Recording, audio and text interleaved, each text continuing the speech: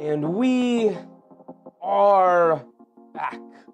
Yes, we are back once again, back like we never left because we don't go anywhere. Hopefully, everybody is nice and warm and safe as it appears that we've gotten past the worst bit of the snowstorm, and so hopefully the better days are ahead. And so, to commemorate the better days ahead, tonight we will be going through another double header. That's right. If we're going to be locked inside, might as well be live, right? So here our first game is the Philadelphia 76ers taking on the Charlotte Hornets. Let's go ahead and dive right into it.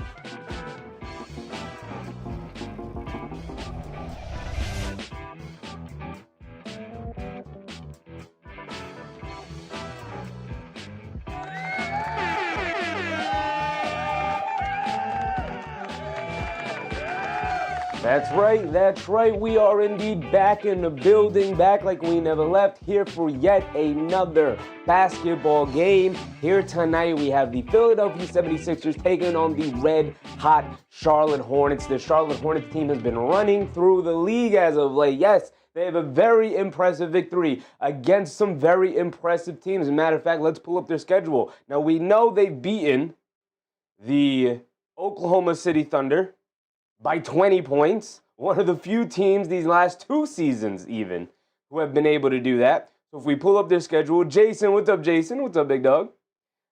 They've beaten Orlando. They've beaten Denver. They beat they didn't beat Golden State, but they beat the Lakers. They beat Oklahoma City. They beat Chicago, teams like that. Losses, they have Cleveland, Golden State, the Clippers. They did beat Utah when Utah was having a nice stretch. They beat them 150-95. So if you're going to beat a bad team, you might as well blow them out of the water. And they put up 150 points. That's got to be a record this season. That's got to be the most points we've had this season, by far. By far. The last game they played against Washington, they won 119-115. It was a close one. Playing the Philadelphia 76ers here tonight. Couple things about the Philadelphia 76ers. No Joel Embiid. No Paul George. They tried to go all out against the New York Knicks, and it backfired on them because now they're playing a red-hot Charlotte Hornets team.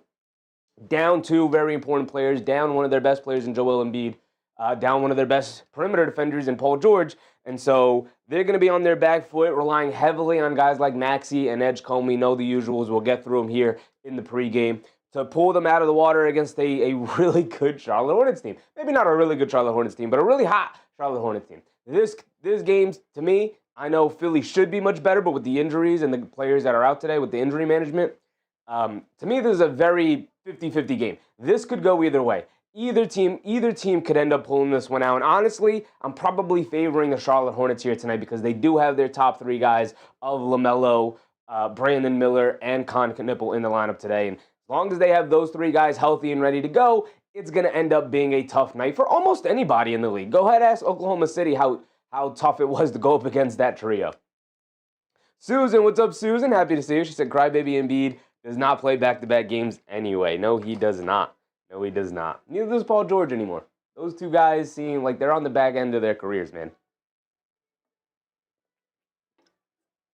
And Paul George putting up 9 points against the Knicks. Very telling for the $40 million man. But here we go. Here we go. Jason said Kelly Oubre is going to shoot the lights out today, I have a feeling. He does like going up against, like every player, loves going up against their former teams. He used to play in Charlotte. He used to play in a million different places, but he used to play in Charlotte. Had some good years in Charlotte as well. So this is going to be a big night for guys like him. My guy, Andre Drummond, Adem Bona, guys like that with no Joel Embiid out there. I expect Trendon Watford, maybe Jabari Walker to have some shine as well. And so here we go. Let's get it started. We're going to start, of course, as we always, with the best player on the away team, and that is Tyrese Maxey. This man, how much more can we say? We just talked about him as the 76ers took on the Knicks. We covered that game, of course. And Tyrese Maxey, 30 a game, 4.4 rebounds, 6.7 assists. We know what he's capable of. Over a 30-point per game score with this level of efficiency, with this few turnovers, 2.5. That's what I love to see from guards. You know, when we cover guys like Cade Cunningham or James Harden, whoever, the high turnover guys, you know, people always try to come up with excuses for them. And I got to tell you, you can be a high usage ball handler and not turn the ball over. Look at Maxey. Look at Brunson. Look at Curry. Look at these guys who handle the ball an extreme amount of times and don't just throw the ball away because they're trying to throw home run plays. No, you can get buckets. You can be a high usage ball handler and you can still take care of the ball and you can still be highly efficient. You just got to get good at basketball, right? With that being said, Tyrese Maxey is going to have a huge load on his shoulders here today with no Embiid, no Paul George, especially Embiid, mostly because these last couple of weeks, as Embiid has gotten better and better and better as the season's gone on, Tyrese Maxey has been able to be a lot more efficient, take the ball out of his hands a little bit more as they can play through Joel Embiid as he's getting healthier and playing better. And so now Tyrese Maxey is going to have to dig back into his bag during the beginning of this year and going back to last year where it's just like Tyrese Maxey or bust is what the offense is going to turn into. Tyrese Maxey or bust. And so here tonight, expect a lot of Tyrese Maxey. They're going to go as he goes. If Charlotte can find a way, who's not a good defensive team, but if Charlotte, although they have been playing well defensively, if Charlotte can find a way to slow down Tyrese Maxey, Philly's going to have a tough time here tonight. Jason said, Blue NA loves getting his chances when him... Oh, Bona. Auto-corrected the Blue NA. Bona loves getting his chances when Embiid is out. Yeah, they'll probably start Drummond. The way they usually do is they like to keep Bona coming off the bench, so they'll probably start Drummond. Although we'll see where Nick Nurse decides to go. But Drummond and Bona will obviously get a pretty decent size of the minutes. I would probably expect them to hover around the same minute totals until one of them proves that they're playing better than the other, and then Nick Nurse will lean onto those guys on the second half. But we'll see. Susan said Tyrese is on the wrong team. He is indeed. I can't root for Philly, obviously, as a Knicks fan, but Tyrese Maxey is hooping. He is like one of my favorite players to watch. I love watching Tyrese Maxey. Love watching him. Unfortunately, he's on Philly. But we move on to, of course, Joel Embiid, who we just mentioned, is out today. He's been playing spectacularly. He had a dominant first half against the Knicks, not so dominant second half against them, as Mitchell Robinson decided to turn up the heat on him and he couldn't keep up. Still working his way back from the injury. He's out with injury management. He's going to be injury managed probably the remainder of his career, if not, at the very least, the remaining of the season. So he's trying to get to the playoffs for the first time healthy as he can be at this point in his career, so that Philly could actually make a deep playoff run. And with how deep their roster is, not out of the realm of possibility, but with no Joel Embiid, Philly's going to be on their back foot today trying to keep up with the Hornets. Same deal with Paul George, out with injury management. I'm not sure why he needs to be injury managed. I know he is 35. I guess he's had a ton of injuries throughout his career. Maybe it's because he's playing like trash this season. I guess he's not playing like trash. Since he came back, missed the start of the year. Since he's come back, Philly's perimeter defense has gotten significantly better. And so when he's out, they kind of fall apart a little bit defensively, relying a lot on rookie Edgecombe. Thankfully now for Philly, they did get Kelly Oubre back, so he can take up a lot of those or soak up a lot of those usage defensive plays where Paul George is the main point of attack defender or main defender on their biggest wing. Now Kelly Oubre could step into that role alongside a guy like Edgecombe, even having Bona and Drummond out there. Bona's a good defensive big man. Drummond, he's getting older, isn't as good at this stage in his career, but still solid, big body, good timing, decent rim protector and whatnot. So we'll get to those guys in much more depth. But the Fleas, what's up, Fleas? Let's go, Charlotte. Yeah, obviously tonight I can't root for Philly, but I could definitely root for Charlotte. So I'm not necessarily rooting against Philly, but I'd like to see Charlotte pick up the victory here today. No Paul George, like we said. VJ Edgecombe. How many times can we talk about VJ Edgecombe and talk about how he's having a ridiculous rookie season? He's been kind of quiet these last couple of weeks. I think he's trying to find his spot as Paul George and Embiid are getting healthier and soaking up more of the usage offensively. He's still trying to kind of find his role alongside the three main guys, and then he's sliding in there when he really should be the 2 or the 3 option offensively for them at this point. But as a rookie, he's going to be inconsistent. He's going to have great games. He's going to have good games. He's going to have some really bad games. That for any rookie. Cooper Flagg has them. Con Knipple has them. VJ Edgecombe has them as well. Ben Weber, what's up, Ben? Let's go Hornets. Yes, sir, brother. Yes, sir. VJ Edgecombe still having a ridiculous rookie year. 15 a game, 5 boards, 4 assists, does a little bit of everything. He's way ahead of the curve defensively as a point of attack defender. Can still get caught in no man's land every now and again, but his athleticism definitely helps make up for it. He's going to go back to a similar role that he had to start the year where he was phenomenal, came out the gates flying. Alongside Tyrese Maxey, he's kind of the second go-to guy. We'll see how that holds up against this Hornets team that has been better defensively, but overall still not the greatest defensive team, but we'll see how they hold up. Oda Austin, what's up, Oda? We get over to Quentin Grimes. Quentin Grimes, once a Knick, always a Knick, Quentin Grimes. Gotta love that guy. Hopefully he wears orange and blue at some time throughout his career again. But here on the 76ers, he has solidified himself as one of the backup guards in the NBA, one of the best backup two guards in the NBA, off guards, however you want to classify him. About 14, 4, and 4 is really solid. 43% from the field and 36% from three-point range. It's not the greatest of efficiency, which is part of the reason why he's coming off the bench. He's not the most efficient offensive player out there, but he does do a little bit of everything. He's a good, solid defender. He's a smart, intuitive defender and whatnot. You just kind of got to rein him in every now and again because he doesn't always take the best shots. Kind of thinks a little more highly of himself than who he actually is as a player, and so can sometimes settle for some bad pull-up shots or some bad drives to the rim or try to go for a wild layup every now and again at the rim. But overall, his game is really solid. Really solid. One of the best six men in the NBA. And as long as he continues to come off the bench, which I think he probably should, I think that's the best role for him in the NBA if he wants to be successful on really successful teams. I think him being a sixth man is the best role for him. And so he should be in the running for sixth man of the year, if not win the award once or twice throughout his career if he continues down this path because he's excellent. He's excellent in that role. We get to Kelly Oubre. Kelly Oubre, since coming back from injury, has been fantastic for Philly. A very much needed size and wing defender out there to go alongside Paul George. Now, without Paul George tonight, his importance takes up a bigger portion of what they need. Oubre is indeed a wild card. You never know what you're going to get from him on a night-to-night basis. His size makes him versatile, but his inconsistencies keep his role limited. 14 a game, 4.6 boards, 1.3 assists. I'm not going to take too much stock into his counting stats here tonight because he is just coming back from injury. I think he's played less than 10 games so far, but we know what he's capable of. 47.5% from the field, 36% from three-point range. Again, inconsistent. He could come out tonight and go 4 for 5 from 3. He could come out tonight and go 0 for 5. So it just depending on what kind of version you're going to get of Kelly Oubre. He is going to bring his competitiveness every night, and so he'll battle, but we're just going to have to see what kind of player he is in terms of where he gets his shots from and how much he settles, and if the shots are even going to go down. Nate Yak said, Mitch is the best six man to me if impact counts. Very true. Very true, Yak. Very true. He's just not going to get the kind of recognition he deserves for sixth man of the year. The defensive players like him don't get it. Don't get it. They look at who scores the most off the benches, who gets those awards. But definitely in terms of impact, it's Mitchell Robinson, right? He's up there. He's up there. When he comes into the game literally changes. The dynamic of the game changes. The game plan for the other team changes. When Quinn Grimes comes into the game, it's like, oh, okay, now we have to deal with Quinn Grimes, no problem.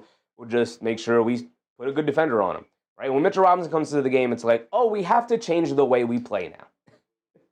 So that's definitely a huge plus in Mitchell Robinson's department, or his case for sixth man of the year, which he won't even be in consideration for.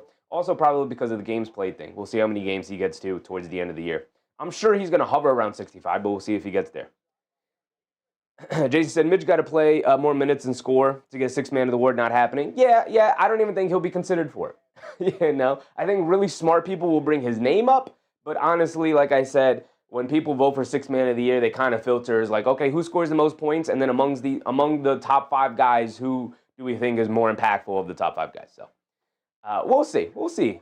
Again, he's got to get to like 65 games at least before we get there. And he's got to continue to be on this pace for the remainder of the season. And then maybe we'll start to hear some rumblings about it. But as for now, not really going to happen. We get over to Jared McCain, who is kind of just effectively out of the rotation now. We didn't see him against the Knicks either. We haven't seen him in a while. If you've been keeping up with Philly, he just doesn't really play. Apart from injuries, a fully healthy Philadelphia 76ers team, Jared McCain's not getting minutes. Unfortunately for him, he definitely has the game to stay in the league. We saw what a healthy Jared McCain looks like. Maybe they're going to hold on to him because they do have a big decision to make this offseason with said Quentin Grimes, who we just talked about. He's going to be a free agent at the end of the year. So maybe they decide, okay, we'll let Quentin Grimes go. We'll hold on to Jared McCain just because he's we have control of his contract much more easily than we have control over what Quinn Grimes is going to make. He's probably going to be offered a lot of money this offseason by some team. But with no real openings in the rotation, Jared McCain has just stunk this year. He's had no opportunity to get into the rhythm. He started the year with an injury when he should have been healthy, right? Obviously was out last year with the injury. Started this year, felt like, okay, here we go, Jared McCain, let's get back on the horse, and then got injured. And while he was out, Edgecombe and Maxey just took off. And it's kind of been the Edgecombe and Maxey show ever since. And there really is no room for Jared McCain, especially when you add in alongside Quinn Grimes coming off the bench. And so now here we are. No room for Jared McCain to play. And at this point, it kind of seems like Philly's punted on trying to fit in Jared McCain, as Nick Nurse has effectively removed him out of the rotation, unfortunately for him, because again, he was in the running for Rookie of the Year last year before he got hurt, about 20 games in. So who knows how his season would have continued to go, but it definitely looked like the dude could play, and now all the confidence is sapped away from him. He does not fit on this team right now. He looks a step slow, maybe still coming back from the injury 100%, who knows, but either way, his days in Philadelphia definitely seem numbered as long as those three guys are still there, and I presume that those three guys, especially two of them, we'll see what happens with Quinn Grimes in the offseason, I see that those guys are likely going to be there for a long time. Manuel Mercado, what's up, Manuel? He said, nice tie. Appreciate you, brother. Well, the Knicks aren't allowing me to wear nice clothes anymore, or at least fun clothing, and so I got to break it out against for other teams now. Right now, the Knicks are starting to get back on track, but they haven't earned a Clyde Frazier-esque type of outfit yet. So we'll get there. We'll get there. Hopefully we'll get there. The Knicks have a pretty light schedule coming up, and so hopefully they'll definitely get there. But as for now, we're going to continue to do our thing during other game coverages. We get to Justin Edwards, who's also effectively out of the rotation. Maybe he gets some play today with no Paul George, but we'll see. He's kind of just a 3-and-D guy with very limited defense and almost no three-point shooting at 33%. So not having a good year for him. At only 22 years old, he was a nice player who stepped into the rotation last year where they were, they had nobody available and they were destroyed by injury, and he stepped in and was a really nice rookie for them. This year, not so much, with a much healthier team. Philly is just like, well, we don't need him right now. He's a nice depth piece, but overall, out of the rotation as well.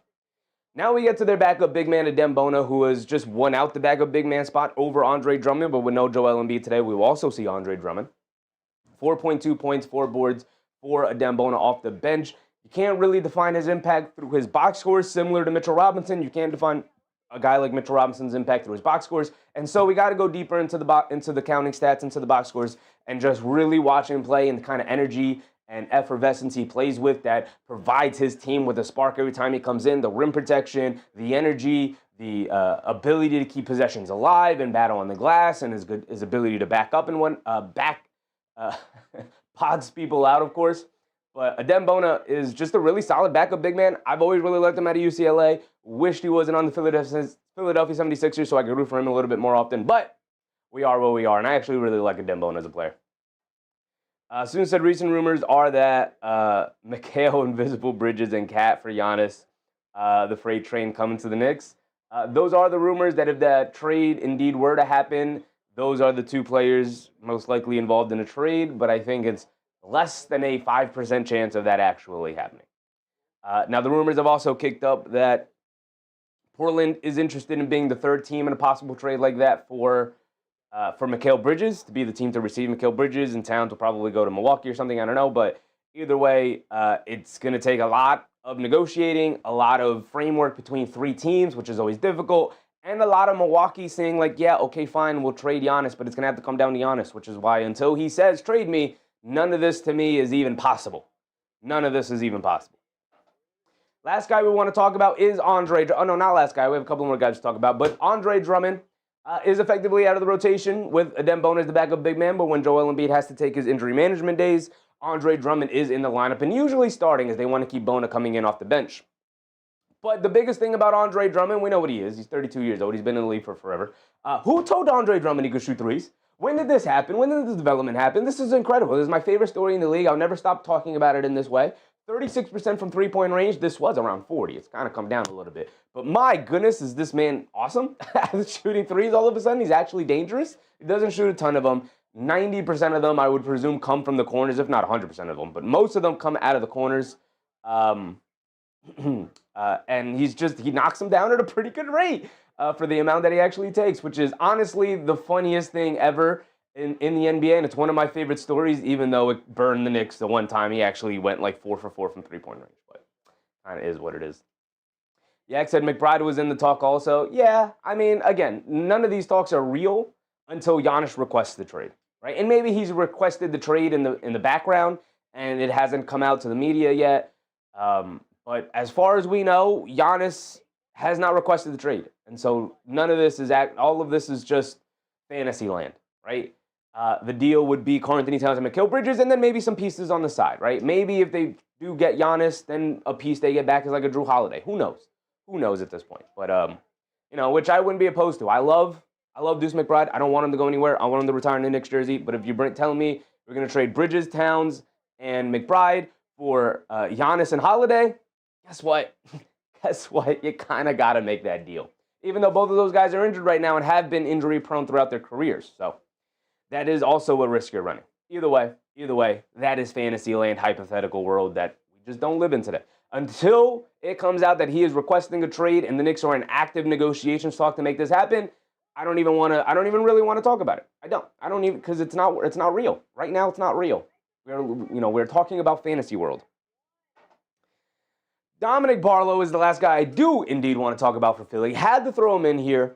He has just battled his way to be actually a part of this rotation and not just the stand-in while they're injured. He is coming off the bench for them now, where he was starting at power forward for a majority of the season. 8.2 points, 5 boards off the bench is a really nice get. At 22 years old, 6'9", good size, good length, good versatility, solid defender. 25% from three is a problem. 55% from the floor, 78% from the foul line is solid. But he's a good versatile defender, almost a block and a steal game. That's about 1.5 stocks, which is good off the bench for your power forward like that, who can be a little versatile. Kind of a dump-off guy right now, or a standstill catch-and-shoot three-point shooter who's not very good at that right now. But at 22 years old, he's a really good player to invest development time into at a position of need, at a size of need, at 6'9", wing defender like him. And who could also maybe later down in his career slide down to a small ball 5 as well. Students at IQ going off versus OKC. Absolutely. Quickly's been going off against everybody as of late. So the Knicks play the Raptors soon. That's gonna be a tough one in Toronto. It's gonna be a tough one. But that's gonna lead us now down to the very fun Charlotte Hornets. Let's go ahead and throw the game up as we are about 2 minutes away from the actual game starting. Tip-off is in about another 10 minutes or so. That's how they do it. But let's put the game up before we dive deeper into the Charlotte Hornets here. Where are you? Sports. Stream up. There we go. All right. I'm going to watch the Hornets broadcast for Eric Collins. Yes, sir. Okay. So we're going to start with the Charlotte Hornets, and of course that means starting with their best player and probably their most important player, and that is Lamelo Ball. This team, unfortunately for the Hornets, kind of goes Lamelo Ball goes in the sense that if he's playing well, Hornets are playing well. If he's being a knucklehead or he's out with injury, which is almost all the time, then they're going to struggle and continue to be a little bit of a clown franchise. They're slowly but surely building a really, really solid core here between Lamelo Ball, Con Knipple, Brandon Miller, even Ryan Kalkbrenner, and guys like that. It's actually nice. Yak said if you can include minutes with the stats in the future, if you can. I've already thought about it, Yak. Absolutely. I've thought about, this had to be thrown together. Obviously, it needed a starting point. This is a nice starting point. But you're absolutely right, Yak. There are other aspects that are probably a little bit more important. I do think that, maybe steals and blocks aren't as important. I can combine those into one for stocks. Have turnovers, maybe minutes there. I also want to include volume when we start talking about field goal percentage and three-point percentage, because a guy could be shooting 43% from three, but if they're taking 2 or 3 threes a game, how really justifiable is it that you should be scared of them as a three-point shooter, right? But if a guy is shooting, like LaMelo, 36% from three, but he's taking 10 threes a game, boy, oh boy, you better be afraid of LaMelo at 36% even from three-point range. So there's a lot more context we could add to these things. It's going to be a lot more work, but I've already thought about it. You're absolutely right about the minutes thing. Absolutely have thought about it. We'll get to it. Maybe during the All-Star break, I'll tinker with that a little bit. But as for now, we're going to leave it the way it is because it still is really difficult by myself before these games, having to go in and adjust both teams' player cards There's at least 8 player cards per team. So that's 16 player cards, 16 stats that I have to go through, update them all, and whatnot. But absolutely. Especially for bench players is true. You're right, brother. You're right. And I have taken notes on it myself as far as the things that I already have seen about the way I do things, about how I want to improve it for as soon as possible. I don't know, possibly next year, or at the very least, at the earliest, after the All-Star break. The Flea said 0-10 the game before last, 3-9 the last game. 0-10 the game before last, 3-9 last game. He's been struggling from three. He kind of has been struggling from three. We know his shot selection is not the greatest, but he's still dangerous. Part of the reason you guard him still 35 feet away from the basket is because he'll shoot that, and he's capable of making it. Now, it's not a great shot. We know shot selection is terrible. But he's still incredibly dangerous from that area. And if you let him knock one down, all of a sudden everything else starts to become a little bit easier for him as the confidence begins to grow. And so you kind of just, again, 36% isn't great. And like you said, Fleas has not been shooting it well as of late, but the threat of his shot, is the thing that keeps him dangerous. Because we know he's capable of doing it. Part of the reason why his percentages are always so low is because his shot selection is horrendous. Right? It's part of the maturing as a basketball player as he ages thing that people will talk endlessly about until it actually happens. Albert, what's up, Albert? Yeah, I said sometimes for 2 games. Yeah, I'm going to have some time in between this game and the next game. The next game is at 8, so we'll be live at 7:30 for the pregame of that one. That I still have to go through. Oh, no, I didn't. I did it right before this one. I only had like 20 minutes to lay down before the start of this game, but it is what it is. And my back's killing me from shoveling that snow, baby. Susan said, Russell Westbrook is another player that has been playing with gusto. I mean, he always is. Lamelo, 19.3 points, 5 boards, 7.5 assists. We know what he's capable of. These stats are actually a little bit down from where he would, can we say, in his peak, his prime? He's only 24 years old, so he still has a lot more growing to do, a lot more maturing to do as a basketball player. He's got to become a better leader, all of the things, yada, yada. There's more off-the-court, intangible type of stuff. Actually talking about his game, the shot selection continues to be an issue, man. It continues to be an issue. 48.7, I'll round up for him, 41%, because it doesn't matter. 41% from the field is atrocious. That's horrendous. You can't be a 41% shooter from the field and be the best player in the team, man. You're sinking your team. Now, he was below 40, so it actually went slightly up to above 40, and as they've been playing better. So hopefully with the additions of Brandon Miller now healthy and back and in rhythm again, and Concanable doing what he's doing this season, as they, hopefully acquire a big man that help open him up off some screens and whatnot, get him some easier looks as he matures, as the team matures, as he gets older, maybe stronger, all of the things, yada, yada, yada.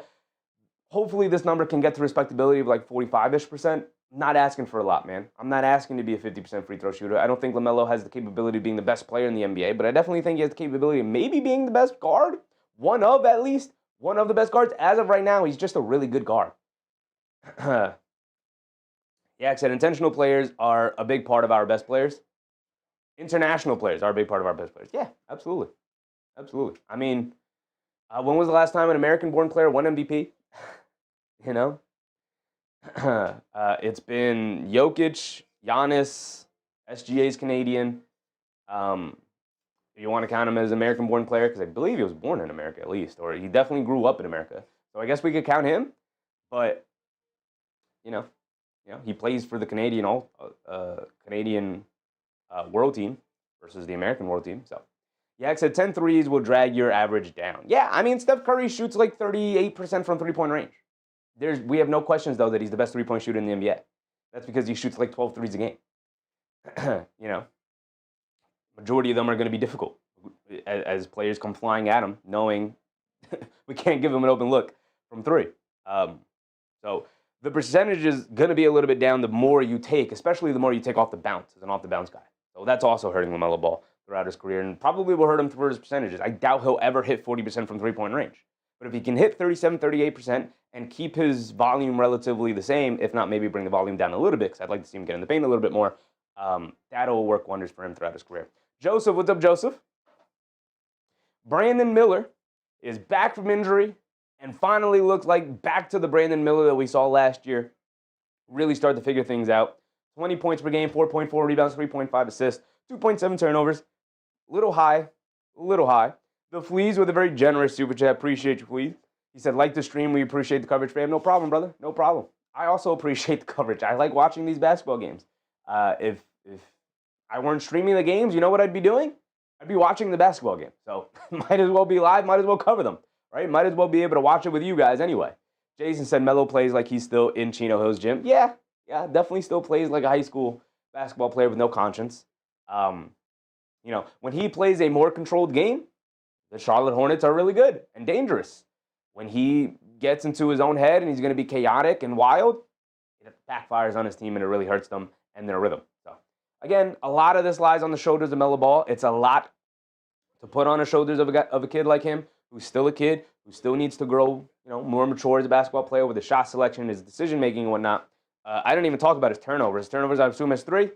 Over 3 here. Not the worst in the world. It's actually come down a little bit, which is good. Hopefully, as Brandon Miller is playing much better coming back from the injury and rounding back in the form, and Con Knipple continues to do what he does. Hopefully he doesn't have to have the ball in his hands all the time the way he previously did. And the addition of guys like Colin Sexton and whatnot, and we'll get to the guys off the bench.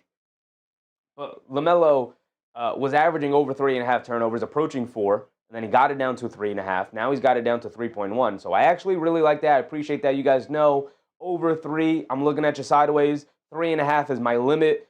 At that point, it's way too much. So I'm looking at him a little sideways, but I actually really appreciate that he's been able to get the turnovers down a little bit here. Sons Jen, what's up, Sons Jen? Nick Yak said, why is there an early game on a Monday? I don't know. It's a really good question. I was also wondering that when I had already picked out that we were doing Celtics versus Timberwolves later tonight. We picked this out on Saturday. And then this morning, or yesterday, when I was looking at it and being like, okay, what other games are on tomorrow though? Let me look at the basketball slate. And then I saw that there were early games. I was like, oh, I guess we could sneak another game in. So that's what we're doing today. Sneaking this one in. I don't know. I think it has to do with the storm. I think some of these were postponed games that they're doing today. I don't know. Not entirely sure about that. But I know there were some postponed games because of the weather. And so, I don't know. I don't know why there's early games on a random Monday. If it wasn't for the snowstorm, this would be really weird that they're playing early games on a Monday like this. So, who knows? I don't know. Maybe you guys have the answer. The Flea said snowstorm ratings. Maybe. Again, I know there were some games. I don't know all the games that were postponed, but I know there were some games that were postponed because of the snowstorm. And I'd like to think that some of them here today, these early games, are some of those postponed games. Who knows? But Sons and Gents, I always miss you when you're away, Susan. Oh, shout out to Susan. Susan, our leader of the optimism tribe in the chat. Got to balance out some of the negative Nancy's. Who are we back to? We just covered Brandon Miller, who's been playing very well, coming back from the injury. All these stats, as I went through to upgrade them, to update them, all improved. Points improved, rebounds improved, assists stayed about the same. Turnovers actually went up a little bit. 42% from the field, 85% from the free throw line, 36% from 3. Similar to LaMelo Ball, as he gets older, more mature, shot selection improves. They actually get big men to set much better screens on this team. I expect the efficiency numbers to rise throughout his career rather than stay in these low 40s, mid 30s area, because this is middling efficiency. This is not very good efficiency at all. And they're too good, too skilled, too talented to stick around this throughout the career. If they stuck around this throughout the career, even if they were consistent 20-point-per-game scorers, this would be a disappointing outcome for them. They're still young, 23 for Brandon Miller, 24 for LaMelo. Obviously, Con Knipple will recover in a second here, 20. The sky's the limit for this trio here. Excellent trio to build the team around. Absolutely excellently. Sons Jen said, I'll be running for VP of positivity. I think majority of the people in the chat are mostly positive. But the negative Nancy's in the chat are real negative, and so we got to balance out the scales. I appreciate the people who are negative. I appreciate the people who are positive. We just got to make sure that we're perfectly balanced, as all things should be. Con Knipple, like I said, is in the running for Rookie of the Year. 19 a game, points per game. Actually, I think came down slightly. Maybe it went up slightly. I can't remember actually. 5.5 rebounds, 3.5 assists. We're getting ready for tip-off in a second here. Miles Bridges and Moussa Diabate in the starting lineup. I should add a Moussa Diabate player graphic, but I didn't have time to. 42% from 3 is absolutely ridiculous as a rookie. And for any player in the NBA, 42% though for a rookie is ridiculous. Add his volume as well. Again, need to add volume. Need to add volume to the player stats here. We're getting ready for the tip-off. Miles Bridges, we know what he's capable of. Do-it-all guy, a jack of all trades, master of none type. Only 33% from three-point range. Got to get better at that. Colin Sexton, great veteran backup guard. They needed a guy like that to fit alongside Lamelo Ball. But we're going to jump right into it. We're already off of the tip-off. Slightly behind. My apologies, but here we go. VJ Edgecombe and 76ers have it up top as they won the tip. Barlow's in the starting lineup alongside of Andre Drummond. Barlow off the pass from Maxey, goes to the rim, can't get the layup to go, but there is Andre Drummond for the tip up and in for the first basket of the night. We do have a game going on now, and that's Pacers versus the Hawks. Hawks already down by 10, so I'm just saying, that's probably LaMelo's fault as well. I mean, Trae Young's fault as well that they're trailing yet again. Brandon Miller has it up top, coming to his right. They show two as they hedge out hard. They swing it out down low to Knipple. Bad pass from Miles Bridges, but Knipple able to recover it, and then a beautiful drop-off pass to Diabate as Drummond had to come over for the help.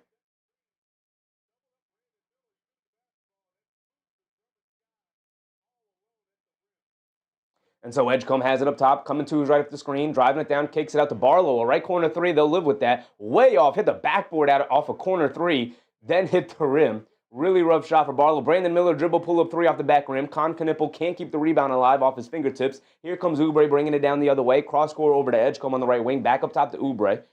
Oubre being guarded by Miller. They're waiting for Drummond to come down. Now coming to his left off the screen. Throws up the tough floater. Can't get it to go down, but who's there? Drummond. Can't get the tip up and in, but does snag the offensive rebound. Tries to leave it off inside the Barlow. A really bad pass right between his legs. Lamelo hit ahead to Knipple, leans in, goes up against Edgecombe. Can't get the layup to go. Loose ball. Edgecombe recovers it. Still loose. Now Barlow takes it away from him. Hit ahead to Maxey. Throws the lob up top to Oubre, who's just going to catch it, take his 2 steps, and throw down a dunk. He's not the young man he used to be, the high flyer he used to be. He can still get up there, but not to the degree he used to. So he's just going to take the regular two-handed dunk for the fast break basket. Miller gets it over to Lamelo Ball. Jab step, coming to his left, down the lane, leans in, throws up the fall-away floater, rolling on the rim, can't get it to drop. Edgecombe with the rebound. And now here comes Maxey bringing it down the other way, picked up by Knipple. They swing it out to Edgecombe. Edgecombe fires up the right wing three, way off on that one. Diabate with the rebound and gets it out to Miller. Brandon Miller's going to bring it down. He has it, gets it over to Bridges on the left wing, attacking to his right of the screen, all the way down, scoop play with the right hand, got it to go past Barlow. Nice strong drive from Miles Bridges there.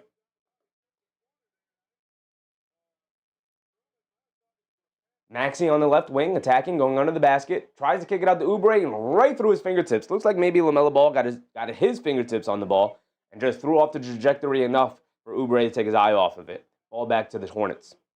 Yak said some negative, make it hard to listen to, especially in close games or down early. Yeah. Always got to push back on that. That's always crazy to me.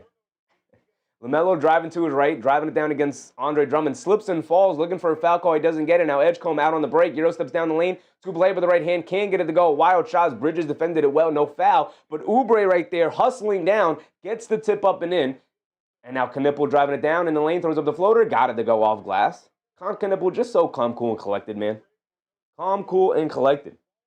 They get it over to Barlow. They get it back to Maxey. Off the handoff. Puts up the three. Can't get it to go. Miles Bridges with the rebound. This is fast-paced action, man. These two teams are not stopping.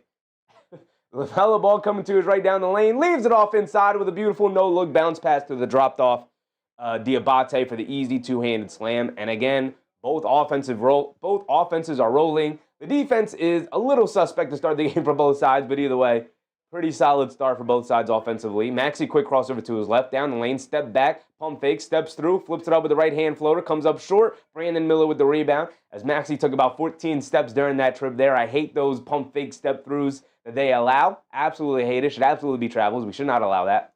Brandon Miller has it up top. They swing it over to Lamelo Ball. He has it up top now. Swings it back to Miller on the pick and pop three. Got it to go for Brandon Miller as he slipped the screen and then ghosted it out to the three-point line and knocks down the three. A really good start for the Charlotte Hornets, who now lead by 5, 11-6, under 8 minutes to go. Maxey gets it over to Barlow, back up top to Edgecombe. They swing it over to Oubre.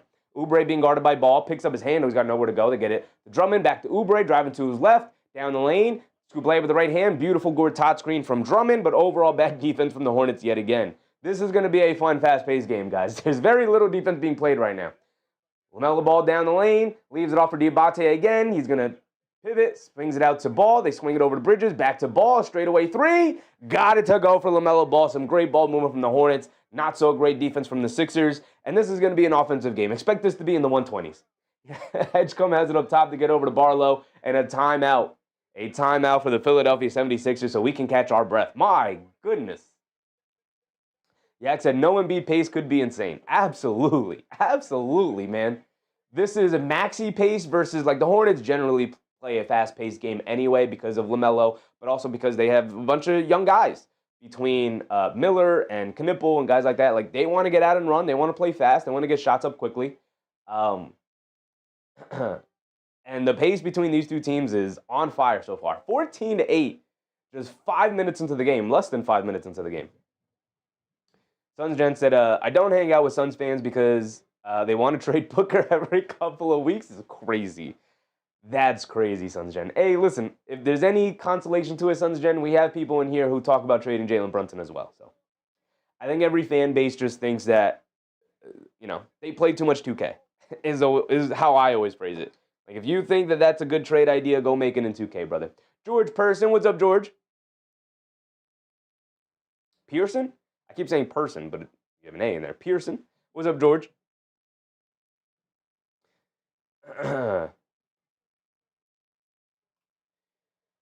Trading the best player on your team, especially for Suns, or any team that is just solid, is crazy. It's always going to be crazy.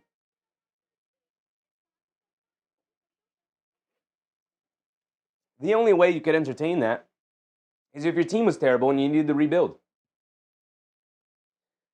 Sons Jen said, I'm in this for well over 50 years of fandom. I cheered for Nurkic. That's hilarious. That's hilarious. Shadow Nurkic, man. Shadow Nurkic. First player since Hakeem Olajuwon to have a quadruple double. Just saying.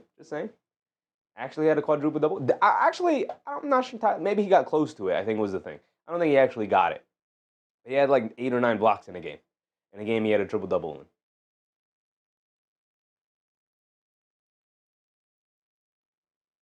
Nick Yak said, hopefully he broke Philly. No Embiid, no Paul George, out with regular injury management. They play a couple of games, and they're off for a game or two, and then they play a couple of games, they're off for a game or two. We know what it's about, but I think they'll be fine long term, but hopefully that Knicks loss hurt them. Hopefully it definitely hurt them. Sons Jen said I have Jay Crowder merch is crazy. Jay Crowder merch is crazy. Not gonna lie, Sons Jen. Even during the darkest times, I was not out here buying like Alexi Shved jerseys or shirts or whatever. The last jersey I got was an RJ jersey. That was it. He was the number 3 overall pick. I had to. His last jersey I got was an RJ jersey. And since then, I was like, I'm good on jerseys. Jerseys, to me, like, I'm not wearing no jerseys. That's for kids. But here we go. We're back into it. Maxey, right wing, pump fake, being guarded by Miller. Driving it down, tries to leave it off for Barlow. Barlow catches, reverse layup. Got the layup to go. Nice, strong finish for Barlow down there. 14-10, under 7 to go as we're approaching the halfway point in this quarter. Lamelo Ball gets it over to Miller. Miller gets it over to Diabate. Diabate gets it back up top the ball. Driving to his right against Oubre. Knocked out of bounds. Nope, he just lost it out of bounds, and the ball is going to go back to the 76ers. Just as I was complimenting in the pregame Lamelo Ball's ability to take care of the basketball so far, he's been much better. 2 really sloppy turnovers to start this game in which he just lost his handle. 6:30 to go. Edgecombe up top attacking to his left. Foul line floater. Can't get it to go, but he does draw the foul on Brandon Miller. It's going to send him to the foul line for 2 with 6:30 to go in this first quarter.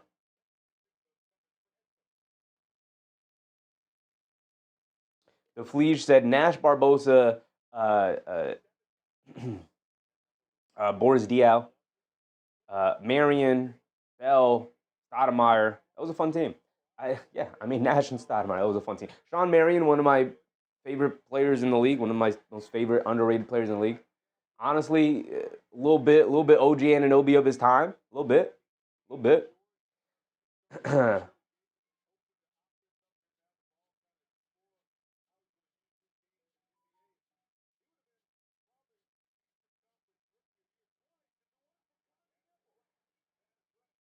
Edgecombe knocks down both of his free throws, and Charlotte will bring it down. Back to a 2-point game. It's not like Charlotte's building this large lead with this fast pace. Back and forth affair we go. They get over to Diabate up top. Diabate looking for a handoff. Good defense here from the 76ers. They look like they're trying to take up their defense here. Ball down the lane, takes a bump, tries to put up a floater, trying to draw a foul. He can't get it. Josh Green chases down the loose ball, though, as he saves it. They get it over to Diabate for a three, and he splashes it. He had to get it up with the shot clock winding down. No, it's a long two. He had his toe on the lines. And he's cheering for it down the court. He's putting up the three fingers, but it's a long two. He was definitely like had a foot inside the three-point line, but shout out Musa Diabate knocking down that three. Barlow has it up top to get it out to Edgecombe. Edgecombe coming to his right. He's going to line up the three off the screen. Comes up short on it. Battle for the rebound. Diabate able to pull it down over to Miller, and Diabate's taking off. Feed the big man. They throw a lob up to Bridges, and he throws it down. A half-court lob from Brandon Miller over to Bridges, and Charlotte's having fun out there. Maxey up top dancing with it, coming to his left off the Drummond screen, snaking it back to his right hand, a mid-range pull-up jumper. Got it to go for Maxey. Quiets the crowd down for a little bit as they were in a frenzy over that alley-oop dunk. And now Charlotte will bring it down the other way. Lamelo trying to keep the party going. He's going to step back for a one-legged three. These are the shots he needs to eliminate or at least make them consistent. And a loose ball foul on Bridges as he was battling Oubre for the rebound. 5:16 to go.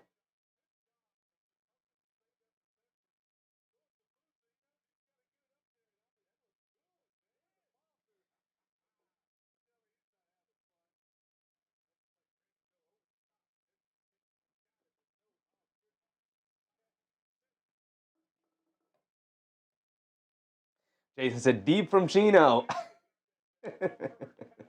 You either have to work to make that a consistent shot that you can knock down with regularity, or you have to remove the shot from your shot diet, man. These are not good shots right now. Oubre up top, coming to his left off the bonus screen, who just checked in. To the basket, gets the layup to go over Kalkbrenner, who also just checked in. We're under 5 to go. And Sion James will bring it down for the Hornets. James has it up top, coming to his left off a double screen, driving it down, stop, picks up his handle, he's got nowhere to go. They kick it out the Bridges, he's going to fire a left corner three. They'll live with that. Can't get it to go. Kalkbrenner had the rebound, knocked out of his hands by Edgecombe, and Edgecombe pushing it the other way. Leaves it off for Maxey. Maxey picked up by Miller, dancing with it behind the back, driving it down. Good defense from Miller. He spins off of him, though, flips it up with the right hand, can't get it to go. Maxey frustrated looking for the foul, he doesn't get it. And now Bridges will bring it down against Jabari Walker. Bridges has it on the right wing, dancing with it. In and out dribble, coming to his left. Picked up by Maxey on a switch. And a 3-second violation on, I believe, Bona. Going to give the Hornets a free throw. Knipple, the scores table, getting ready to check in. The Flea said, sounds nuts, one-legged three. It's not like a fully one-legged shot. It's kind of like a Dirk shot where he's leaning off the one leg. But he's stepping back with a live dribble and then taking that shot from three-point range. It's not a good shot right now. Not until we can make it consistent.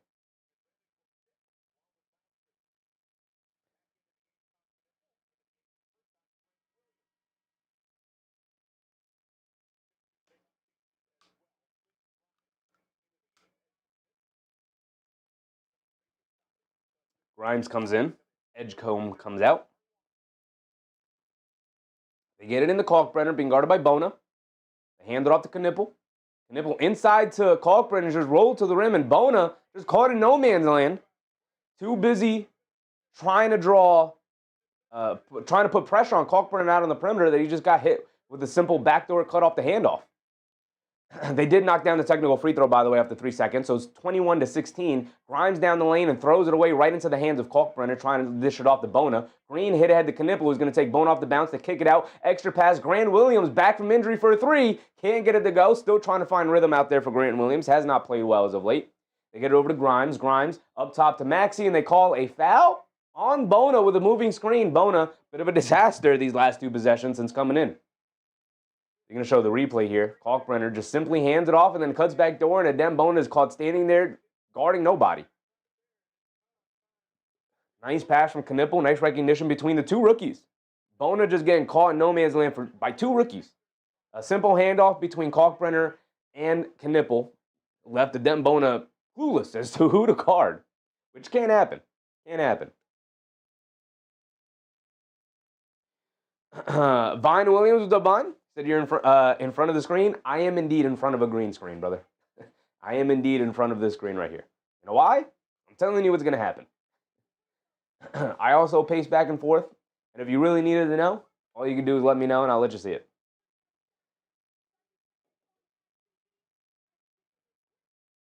21-16, a 5-point lead for the Charlotte Hornets. A really fast-paced start between the two teams, obviously, as we have covered. But Pace probably prefers the Charlotte Hornets more so than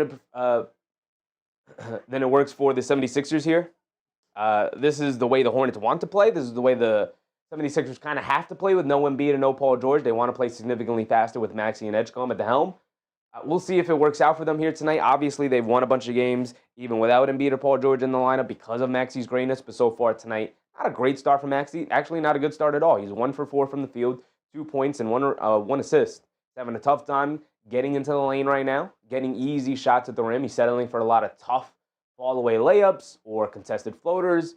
The one shot he did make was an open mid-range pull-up jumper, which is a shot that obviously he can make with consistency, but it's the worst shot you could take in basketball.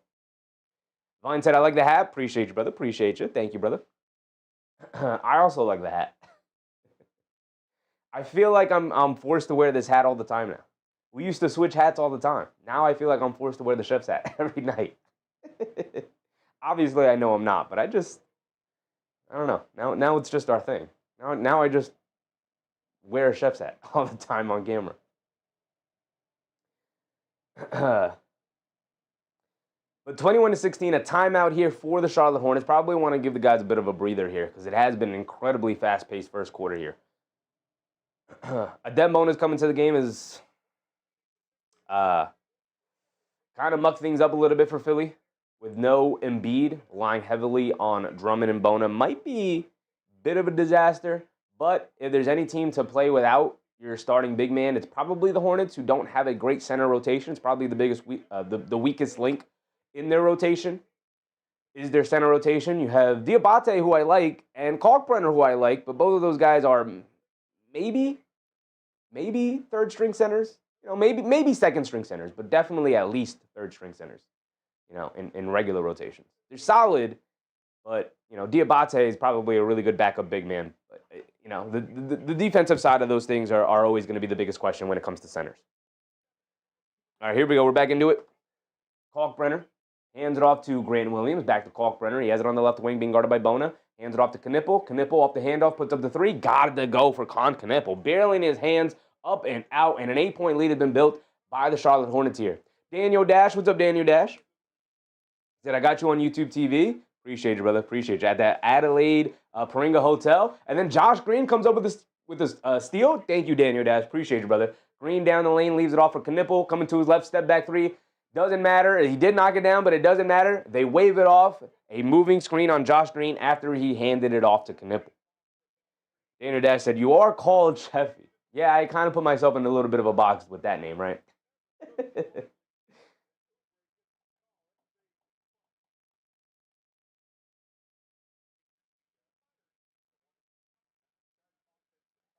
So Colin Sexton will finally check into the game here.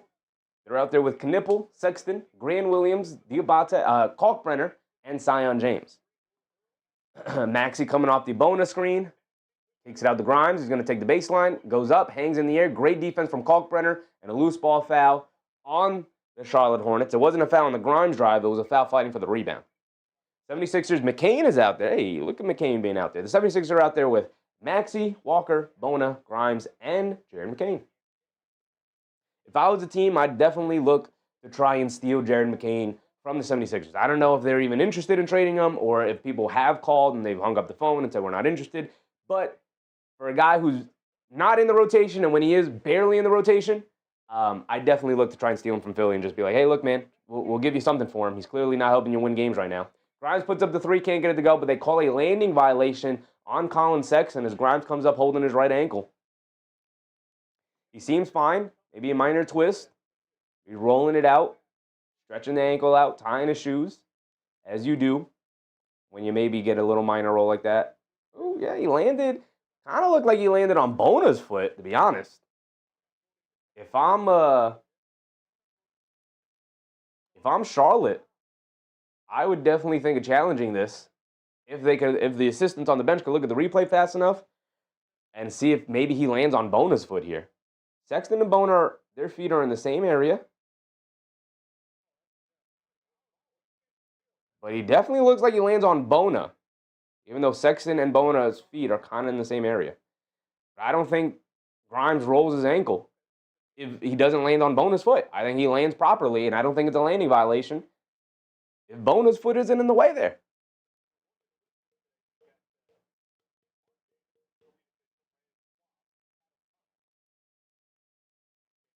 24-16, 2:40 to go.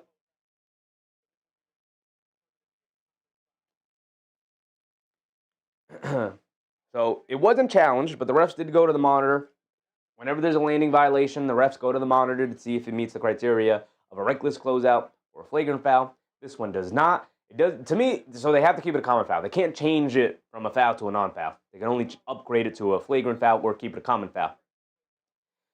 But honestly, it's not even a foul on Sexton, unfortunately. But Charlotte does not seem interested in using a challenge here. So 3 free throws to Grimes. Daniel Dash said, enjoy the call. It was 45 degrees Celsius yesterday and 42 today, and again Friday and last Saturday. Cricket was canceled, but should be 30 coming this weekend. Nice. So if you're Sheffy, then I'm Heatressy with the dash. Yeah, it is like 10 degrees here, something like that. It is actually, sun's actually came out a little bit here, but and I'm Fahrenheit. It's like 10 degrees Fahrenheit here.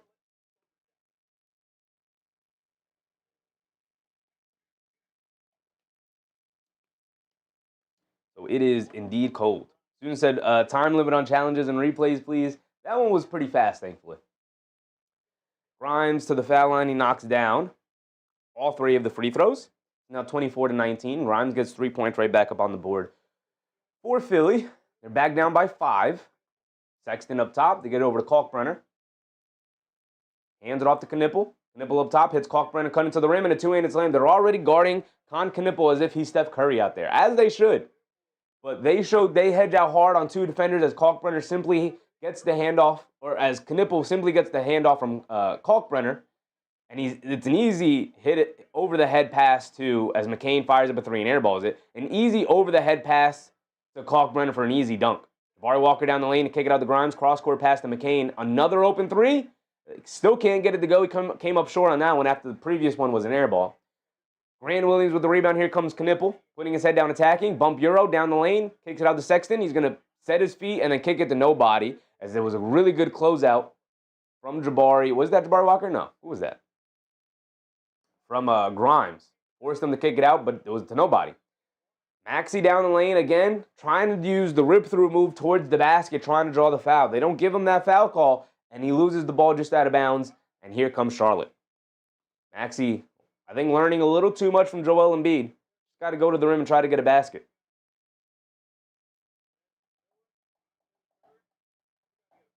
Daniel Dash said, Knipple is crazy on a heater.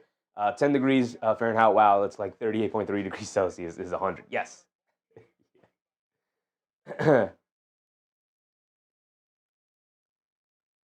Kalkbrenner gets it over to Williams.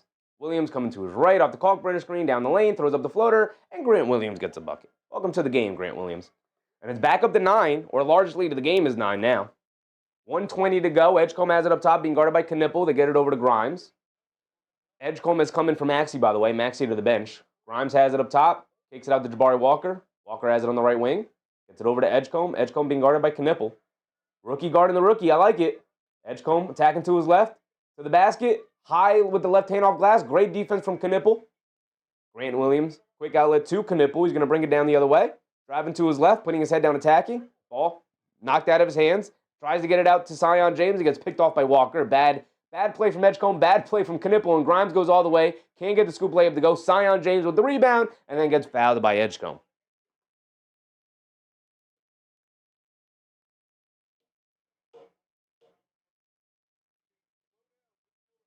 The Flea said, wow, Maxey is fast asleep.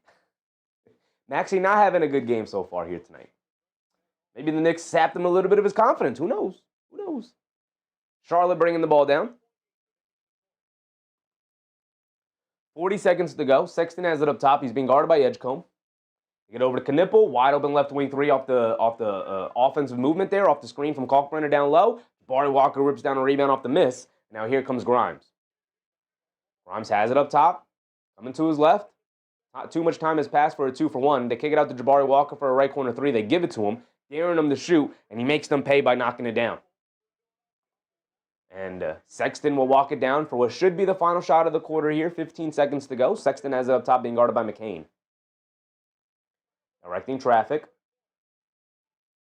Sexton swings it out to James. James gets it over to Knipple.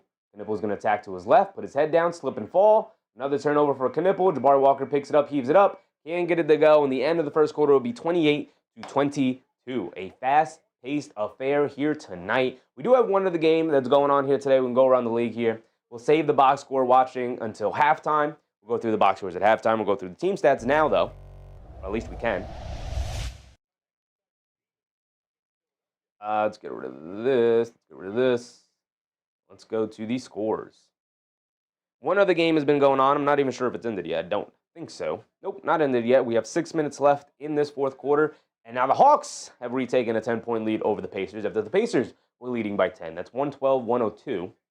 Hawks leading the Pacers with 6 minutes to go in the fourth quarter. Come on, Indiana, pull that one out. Come on. Always like to see Atlanta take a loss.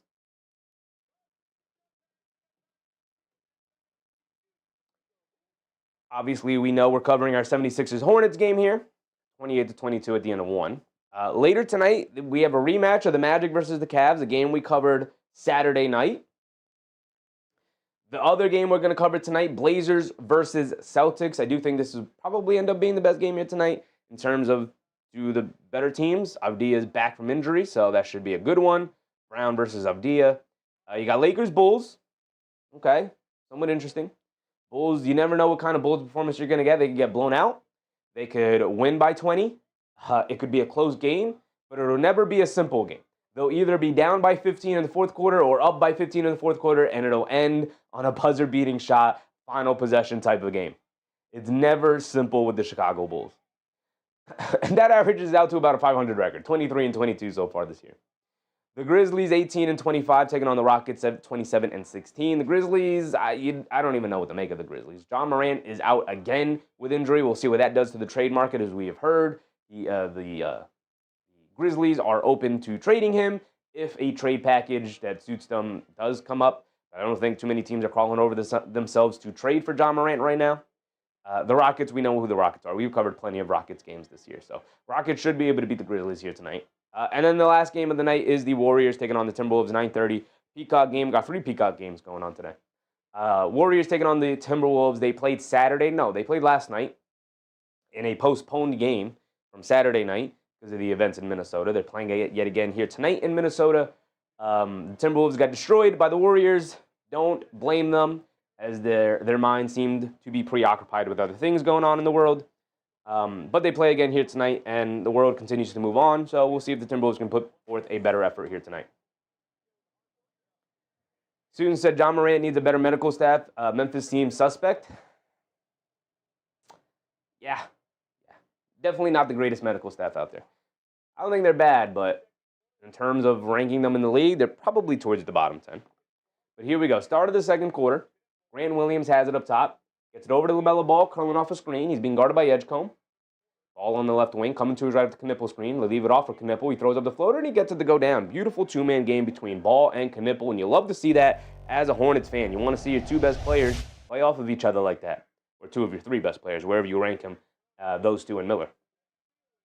Lead back up to 8. Edgecombe to the foul line, pull-up jumper, off the back rim, can't get it to go. Rebound goes right back to him, but then Ball knocked that right out of his hands, and Diabate picks up the loose ball. Here comes Sexton bringing it down. Coming to his left off a double screen. Stops at the foul line, lobs it over the top to nobody. 2 really bad turnovers for Sexton here tonight. And now here comes McCain, driving it down, scoop layup with the right hand. Got it to go past Knipple. Nice driving finish for Jared McCain. Nice to see him do well after a really tumultuous season this year. Jose NYC, what's up, Jose? LaMelo Ball driving it down off a Williams screen, gets down the lane and throws up a floater. He can't get it to go, but the rebound falls right into his hands, and he's easily able to put it right back up and in. And a foul on Knipple, I believe, as Quentin Grimes was trying to drive it past him.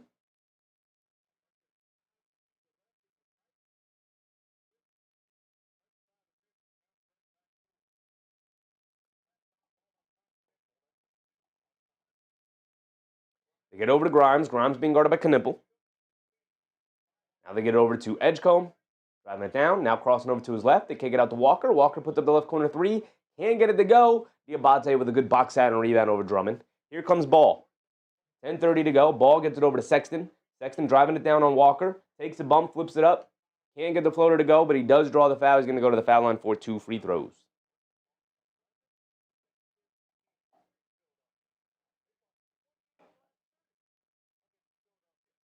So Sexton will be at the foul line for 2. He could put them back up by 10, which would tie the largest lead of the game for the Hornets here. The Hornets definitely taking it to the 76ers. We know Philly is without Embiid and Paul George here today. But Maxey has not been good so far. Sexton knocks down the first one. He's got another one coming. Brandon Miller and Miles Bridges comes back in. Suddenly, the Hornets look pretty deep. You know, every now and again, you look at the scores table as who's subbing back in, and it's like, oh, Miller's coming back in the game, or Ball's coming back in the game, or Knipple's coming back in the game. Suddenly, they feel pretty deep. A lot of really good players on the team. They still have to, you know, find more synergistic players to pair alongside of their star guys. But overall, really solidly built team so far. Obviously missing some pieces and some, you know, age and maturity and whatnot. Oh, my goodness. Jaron McCain trying to drive it to the rim. And Miles Bridges just comes over on the help side and just swats that into the third row.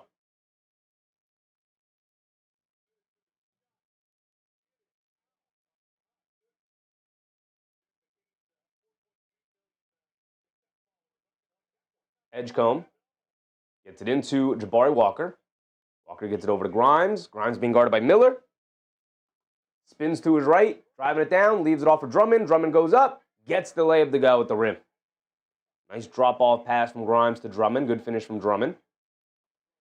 Brandon Miller has it up top, being guarded by Grimes. Gets it over to Bridges.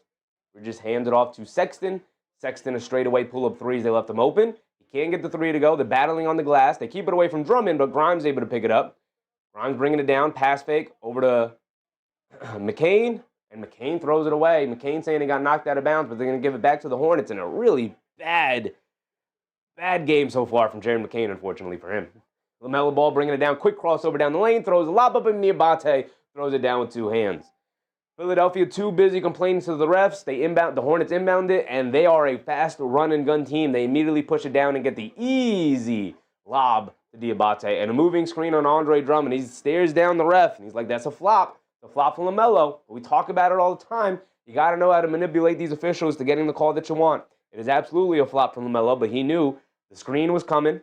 He was going to take the hit, felt the contact, fell to the floor. Drummond was indeed moving, accentuated the contact, and LaMelo Ball gets the call.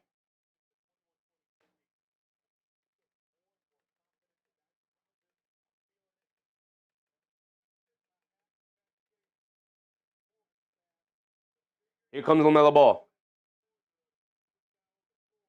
He has it up top, being guarded by Edgecombe.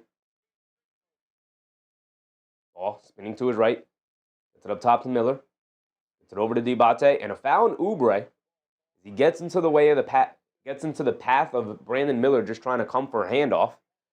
And Oubre bumps him off his path. Gets called for the foul.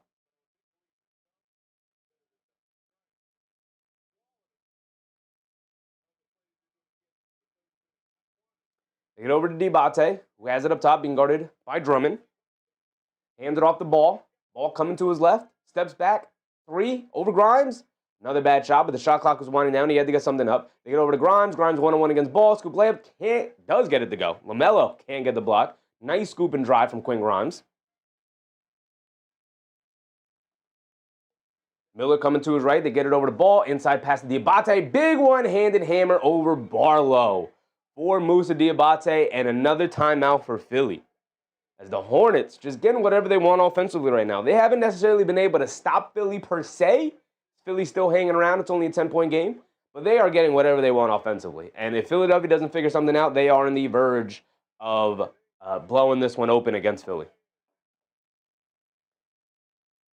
Vine says, doesn't Drummond have 6 points? Drummond has, they say 4. They say 4. They say he's 2 for 3. 4 points, 3 boards.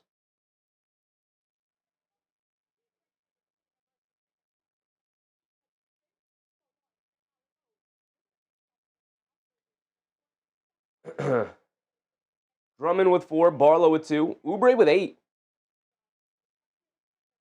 Honestly, I can't think of one basket that Oubre has made tonight. I trust that he has 8 points, obviously, but thinking about it, like, pretty forgettable baskets. I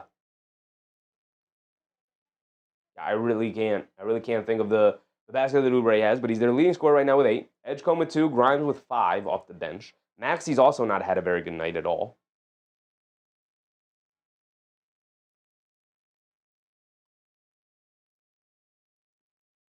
As for the Hornets, Diabate's with 10. He is feasting off of the gravity of Knipple, Miller, and Lamelo Ball tonight. Ball with 5 points and 5 assists already. He's only 2 for 7. But Miller with 4 points, 2 boards, and an assist. Bridges with 4. Knipple has at least 5. Actually 7. I can think of the 3 shots he's made. He's made a 3 and 2 floaters. And I know off the top of my head, probably more. But again, we'll go through it more deeply come halftime.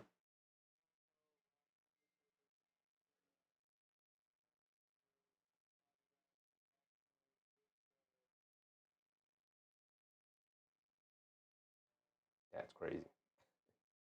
They're doing this thing with the fans where they're naming wrestlers, and one of them named Rikishi, and they threw up a picture of Yokozuna. That's disrespectful. That's disrespectful right there.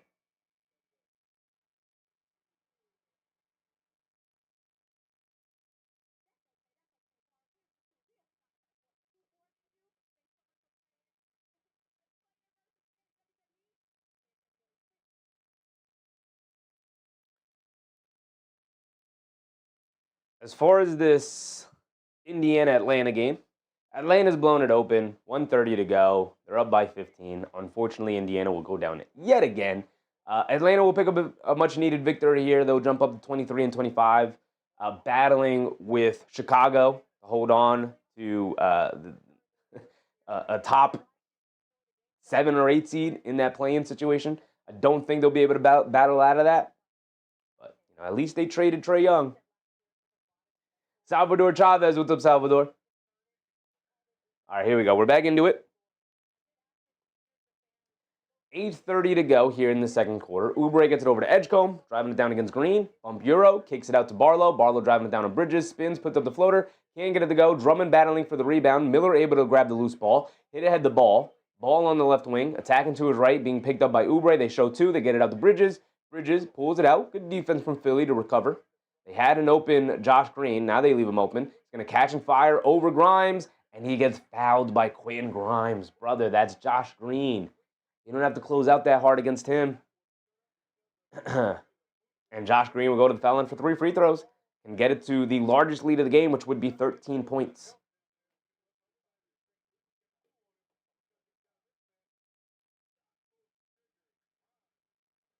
Jose said, Hornets is that team I wanted to get behind.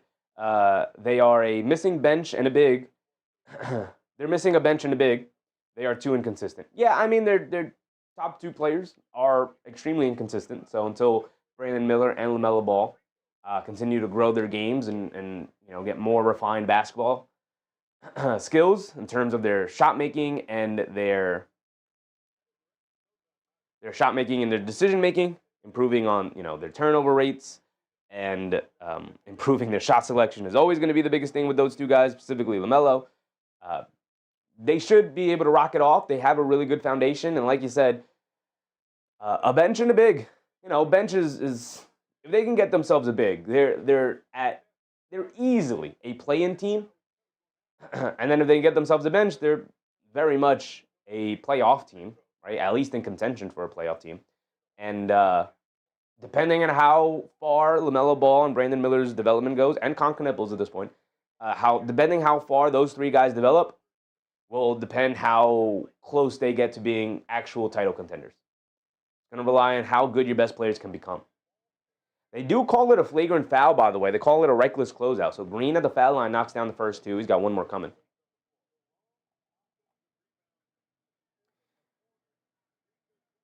And Josh Green does knock down all 3 free throws for a 13-point lead for the Charlotte Hornets, 41-28.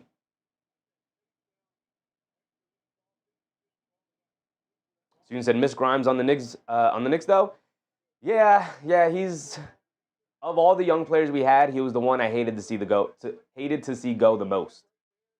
Diabate leaves it off for Ball. A terrible left corner 3, can't get it to go. Over Maxey. They get it out to Edgecombe. We definitely didn't have to take that shot. They had time on the shot clock. Get over to Drummond up top. Takes the handoff. Keeps it. Cross-court pass to Barlow. Hands it off to Maxey. Coming to his right. Maxey puts up the right wing 3 off the handoff. Airballs it. And Brandon Miller with the rebound. Quick hit ahead to Bridges. Now over to Green. Now back to Bridges, a 3. And Bridges knocks it down for a 16-point lead. Oof. Charlotte threatening to run away with this one here. 7:40 to go in the second quarter. Edgecombe has it up top. Falling out of set. Edgecombe gets it over to Drummond. They spring it over to Maxey. Maxey being guarded by Diabate. He's going to drive it to his right. Kicks it out to Oubre. Oubre being guarded by Ball. Swings through to his left. Stops. Loses the handle on the ball. Good defense from Lamelo Ball right there. And Green is going to bring it down against Edgecombe. Leans in. Layup. Can't get it to go. And a foul on Edgecombe will send Josh Green to the foul line for 2 free throws and possibly putting them up by 18 points here. Oof. Philly getting ran out of Charlotte right now.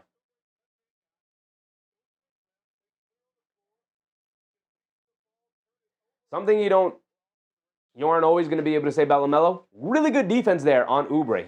Oubre's a left-handed guy. He knows he wanted to get to that left hand on the swing through. Also, the fact that he wanted to get middle of the lane, obviously. As a basketball player, you always want to try and get to the middle of the lane. And as Oubre swung through, Lamelo just put his hand there and just disrupted his dribble just enough for him to lose the handle. Lamelo continues to poke at it until his teammates come from behind and end up with the steal. Excellent defense all around from the Hornets, starting with Lamelo Ball on the rip-through move there from Oubre, which started before him as they forced the kick out there as Diabate switched on to Maxey. But overall, really good defensive play here in this quarter for the Charlotte Hornets, keeping the 76ers at bay. They scored 4 points this quarter. I don't even have the game cast up for you guys. They didn't say anything. Another missed 3. They get it over to Bridges, a wide open 3 again. Can't get that one to go. Maxey knocks the rebound over to Drummond. And a quick outlet to Oubre. Oubre on the left wing. Over to Maxey. Maxey being guarded by James. Coming to his left. Kicks it out to Oubre. A wide open left corner 3 for Oubre. Can't get it to go. Bridges with the rebound. They get it over to the Josh Green. Josh Green bringing it down. Gets it over to Bridges. Bridges gets it over to Diabate. Diabate hands it off to Bridges. To Green. Hands it off to Miller. Miller gets it inside to Diabate. Good switch by Edgecombe there. Knocks the ball loose and then saves it. Good steal from Edgecombe, and now Barlow down the lane, runs right into the defender, and they give him the charge. Miles Bridges steps there, takes the contact, and then they change the call, actually. One official called it a charge, and then another official steps in and changes it to a block.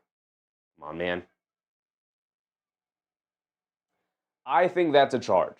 That's not chest-to-chest contact, but Miles Bridges establishes very early his defensive positioning, stands there with his arms down, and then Barlow tries the Euro step around and makes contact in the shoulder area, but still partly in the chest. It wasn't completely the shoulder area. To me, that's still a charge. I established my defensive positioning here. You're coming down full speed. You try to get out of the way, but you still bowl me over. As Barlow misses a free throw, and you know what? Ball don't lie, man. Ball don't lie. Foongpei, what's up, Foongpei? It's Sion James, by the way. I keep calling him Sion James. Like it's Zion with an S, but it's Sion James. My bad, Sion James. My bad. Barlow at the foul line. He missed the first one. Rattles in the second one. 17-point lead for the Charlotte Hornets here as we approach the halfway point of this second quarter. Bridges has it up top. Dancing with it against Maxey. Kicks it up top to Miller. Miller a straightaway 3 as he got space, and he knocks it down, and a 20-point lead is opened up and I didn't give him a 2-point basket earlier, for the Charlotte Hornets here. 20-point lead, 49-29. past the halfway point of the second quarter. Looking to get dangerous for Philly. They got to mount a little bit of a comeback. I want under 50. If I'm Philly, I want under 15 going into halftime. At least under 15. Oubre puts up a floater, can't get it to go. Drummond with the rebound. And then draws a foul. And then a little extra pushing and shoving. There's Drummond throwing a couple mini elbows there. Some of the Hornets' big men took exception to it.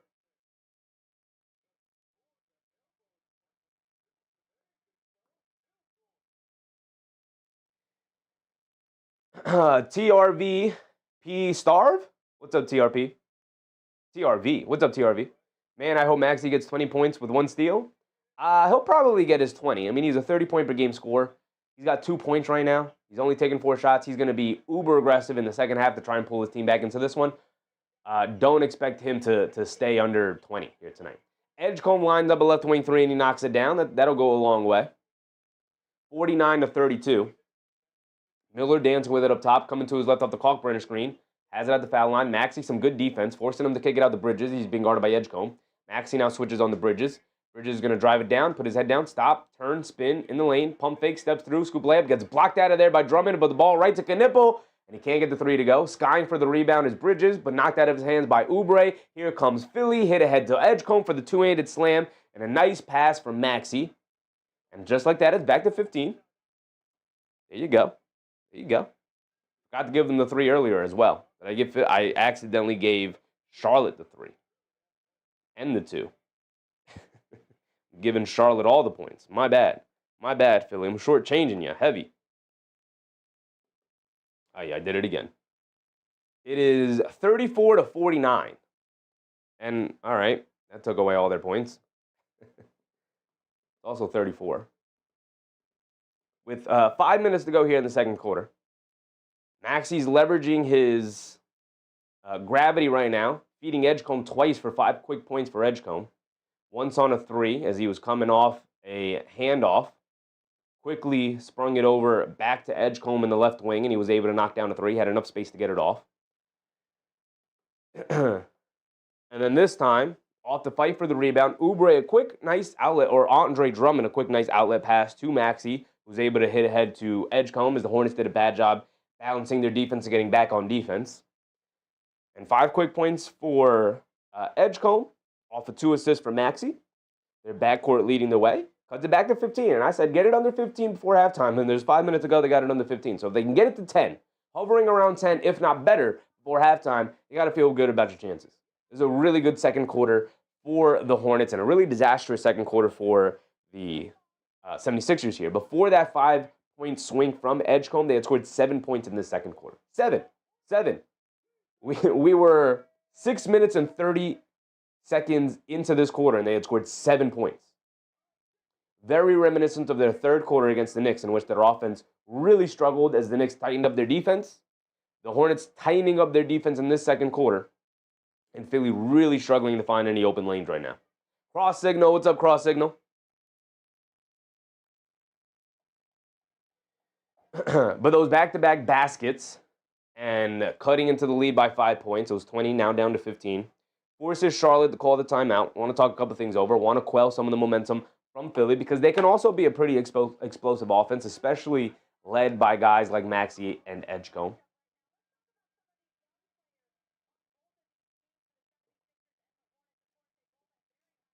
(49-34). Edgecombe now up to 5 very quickly. His first 2 made shots of the game, by the way. He was 0 for 5 before those last 2 baskets. Now up to 7.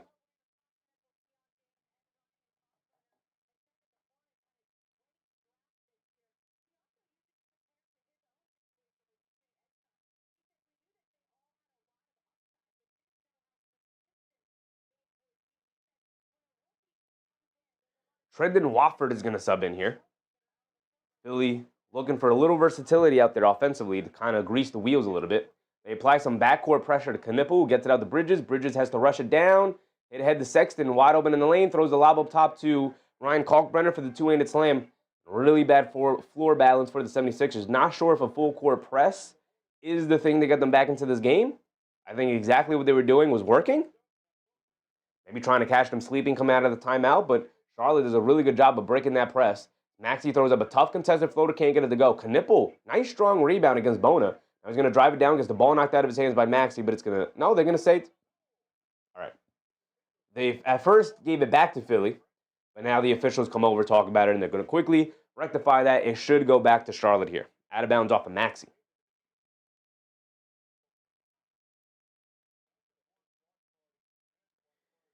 Kamya Hall, what's up, Kamya Hall? Can you show who's in for the Hornets? I can let you know right now. A missed shot for Sexton off the inbounds, missed the three. Watford down the lane, throws up the floater, he can't get it to go. Knipple comes flying in and secures yet another rebound. They're out there with Knipple, Kalkbrenner, Bridges, Sexton, and Brandon Miller. Knipple off the handoff, driving along the baseline, steps through, ball knocked out of his hands yet again. Multiple turnovers here tonight for Con Knipple, trying to do a little too much attacking the basket. Really doing a really good job of knocking the ball out of his hands multiple times tonight. Maxey has it up top. 17-point lead for the Hornets. Maxey gets it over to Oubre, who fires a three, and Oubre gets it to go down. Back to 14. They can get it to 10 or under, or at least hovering around 10. 12, 11, something like that, would go a long way for their second half comeback. Sexton down the lane, throws up a floater. Some more bad defense from Philly, allowing Sexton to get into open space like that. Dan Tim, what's up, Dan Tim? The NBA trade deadline will be an interesting one. It will be. Hopefully we get some trades. Everything seems to be stalled with the Giannis situation right now. Wofford down the lane misses yet another floater. Back-to-back floaters he should absolutely have knocked down that he's missed. Now Miller bringing it down, crossing over to his right, dancing around the Kalkbrenner screen. Now has it up top, coming to his right. They get it over to Bridges. Bridges on the right wing. Backing down Edgecombe, spins off of him, throws up the righty floater off glass. Got it to go on the nice drop step from Miles Bridges. Back up to 18, the Hornets go, quelling a lot of that momentum from Philly. Get over to Oubre, back over to Edgecombe, crossing over, step back, long mid-range pull-up jumper, can't get it to go. Not a good shot for Edgecombe there with Miller hanging all over him. Here comes Sexton bringing it down the other way, leaves it off for Knipple, a deep straightaway three, and Knipple makes him pay and ups the largest lead to 21 now. 58-37. Maxey down the lane, throws up a baseline floater. He can't get it to go. Can't get his tip to go. Knipple rips down a rebound, and Maxey continues to be horrendous here tonight. Miller, quick crossover to his left down the lane, draws the foul on Edgecombe. Brandon Miller's going to go to the foul line to extend this lead to possibly 23 points here. My goodness. My goodness. Mo Hunneds, what's up, Mo? Boom Pay said, wouldn't the non-attendance list be huge? I don't know. I don't know what we're talking about. Since the NBA draft is looking better than last season. I don't know. Last season was an incredible draft. This season also looks to be an incredible draft, but we got to see what they look like in the NBA first. I don't think anybody had Edgecombe being this good during his rookie year. I don't know how many people had Con Knipple being this good his rookie year. We knew Flag was going to be this good.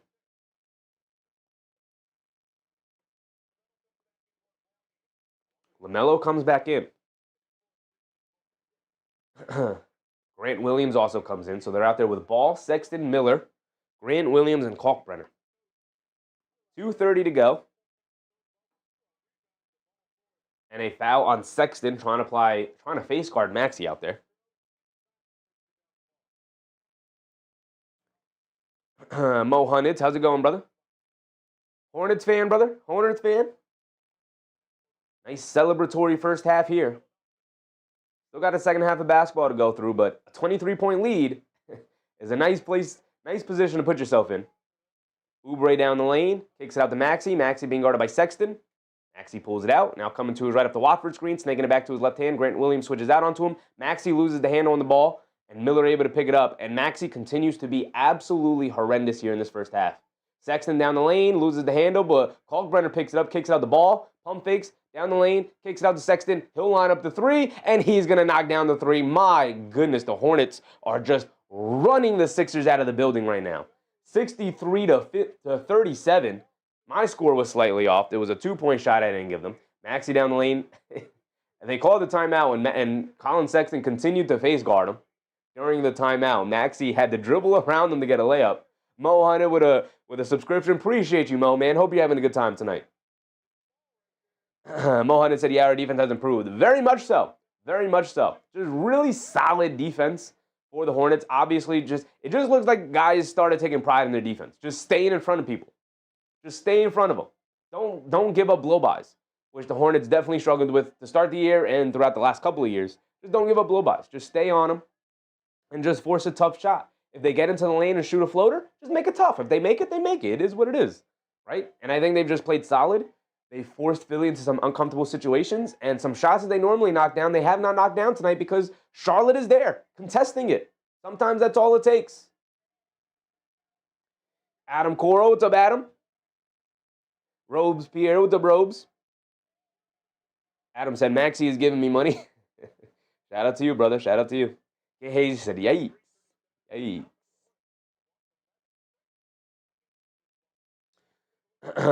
Adam said, say, let's go, we're winning. Say it and I sub. Well, there you go, brother. There you go.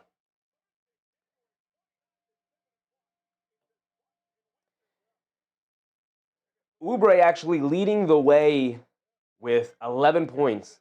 Maxey with 2 points in this half. 2 from Maxey, 1 for 8 from the field. This is the worst game I've seen Maxey play since his rookie year. This is insane. This is an insane game. And there's a technical foul. Who's the technical on? They gave it to Nick. Nick Nurse picks up a technical.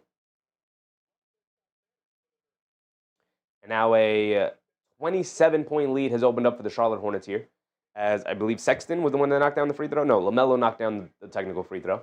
1:45 to go. Grimes has it up top, being guarded by Sexton. They get over to Oubre, wide open right corner three. They give it to him.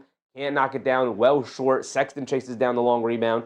Hit ahead to Grant Williams. Pump fakes down the lane. Gets blocked by Grimes, but they call a foul. Grimes is incensed at the foul call. He thinks he got it clean. They're going to send Grant Williams to the foul line for 2. See the replay. Definitely looked clean from Grimes. Definitely looked clean. Rose Pierce said, I don't get why Hornets suddenly are a force. They're good. They're good. Mark, what's up, Mark? Appreciate you, brother. Appreciate you.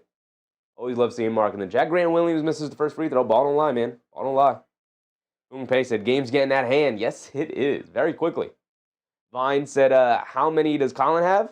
How many points does Colin Sexton have? Sexton has 7 points. He's 2 for 5 from the field. Kalkbrenner with 6. Grant Williams with 3. He knocks down the second free throw there. 28-point lead. Ball with 6. Miller with 9. It's not like even they're playing excellently. Brendan Wofford to the rim. Can't get the layup to go. Ball down the lane. Throws the lob. And Brandon Miller throws it down. Maxey was the lone defender, and Miller just skies over him for the two-handed slam. And a 30-point beatdown in this half has opened up for the Charlotte Hornets. An embarrassing. And then Kalkbrenner blocks Grimes at the rim. But they call a foul. So Grimes will go to the foul line for 2 free throws. An embarrassing performance for the 76ers here this afternoon. See the replay on it? This is the lob. The lob to Miller. Kay Hazy said, if only this was Washington. Yeah, I mean, Charlotte's good, man. Charlotte's good. Grimes, toilet bowls in the first free throw. Charlotte's been playing significantly better as of late. You don't accidentally beat a great team like the Thunder by 20 points. Right? Now, obviously, there's lucky nights here and there where you could be hot and the other team could be cold, but you still have to go out there and perform. And they have some really good wins. We went through their schedule. They have some really good wins on the season. They're stacking up good wins here. And this will definitely go into the category of really good win. Grimes misses the second free throw. Kalkbrenner with the rebound. Ball. Quick hit ahead to Williams. Williams down the lane. Reverse layup. Can't get the reverse layup over Bona to go. Now here comes Trendon Wofford. Wofford gets it over to Grimes.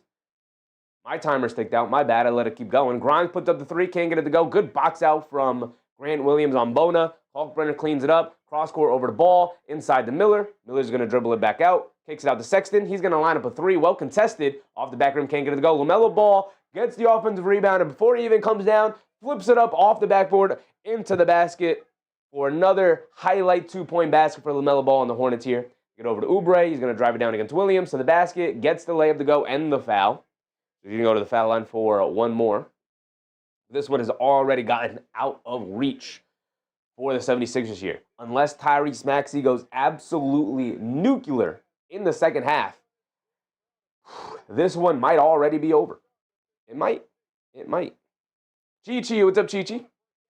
This nonsense has to stop. Cat for DeAndre Hunter sucks at basketball, brother. What type of crap is that? I swear I would cancel my loyal fan membership. Nobody's training Karl-Anthony Towns for DeAndre Hunter, brother. I don't know what weird website you're on that you're seeing rumors like that, but that is not happening. Dog Catcher, what's up, Dog Catcher? Oubre does knock down his and one free throw. Cuts the lead to 28 here in the first half. And a moving screen on Sexton will give the 76ers the final shot of the quarter here.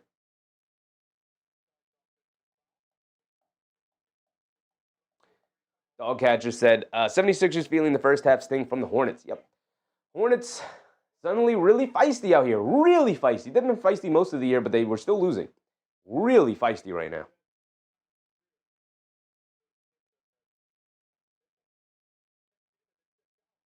Yak said, Adam, that would be the stupidest be against the Hornets. Either luckiest guy or just a big liar. Gigi said, first take this morning. Yeah, don't watch First Take, Gigi. I don't know what to tell you. I don't know what to tell you. I don't know why you're watching First Take. There's never been a good opinion on First Take the last 8 years that show's been on. Wofford has it up top. They have it for the final shot of the quarter here. They're down by 28, 69-41. Wofford's going to dance with it. Driving to his right, spins to his left, throws up a floater, draws the foul on Grant Williams. They're just gifting Philly fouls now. To me, that's definitely not a foul on Grant Williams, but Wofford will go to the foul line for 2 free throws.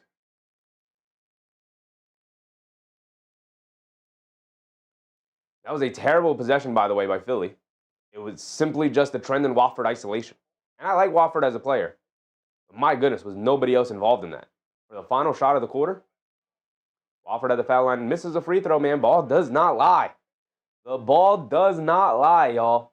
My goodness. Gigi said Mad Dog said Cat would be the most idiotic move the Knicks can make. Why are you listening to Mad Dog, brother? Why are you listening to First Take? You got to get information from better places. There's so many better... There's a multitude of different places you can get better information from than First Take. Susan said First Take is clickbait news, Kevin Parrott. Absolutely, Susan. It is simply there to try and drive up numbers. Most of their viewership comes from like airports and salons and barbershops in which they just leave ESPN on all day. Stop watching First Take, Gigi. Now I know why you have crazy trade ideas, because you watch First Take. Stop watching First Take, Gigi. If you really want better options, I can suggest you some better places. Don't watch network television for sports information. If you really want more sports information, you got to watch podcasts, brother. You have to. At this point, you have to. The sports television sector has become flooded with awful, awful opinions. They turn it over, Grimes over to Wofford, layup, got it to go. And just like that, a 3-point play to end the quarter. And it's 69-44. So they cut the lead to 25. They cut it to 25, but Mark said, this game's over. Very much looks so, man. It very much looks so. 69-44. Really bad end to the quarter for the Hornets, but when you build up such a cushion, you still have a 25-point cushion to go.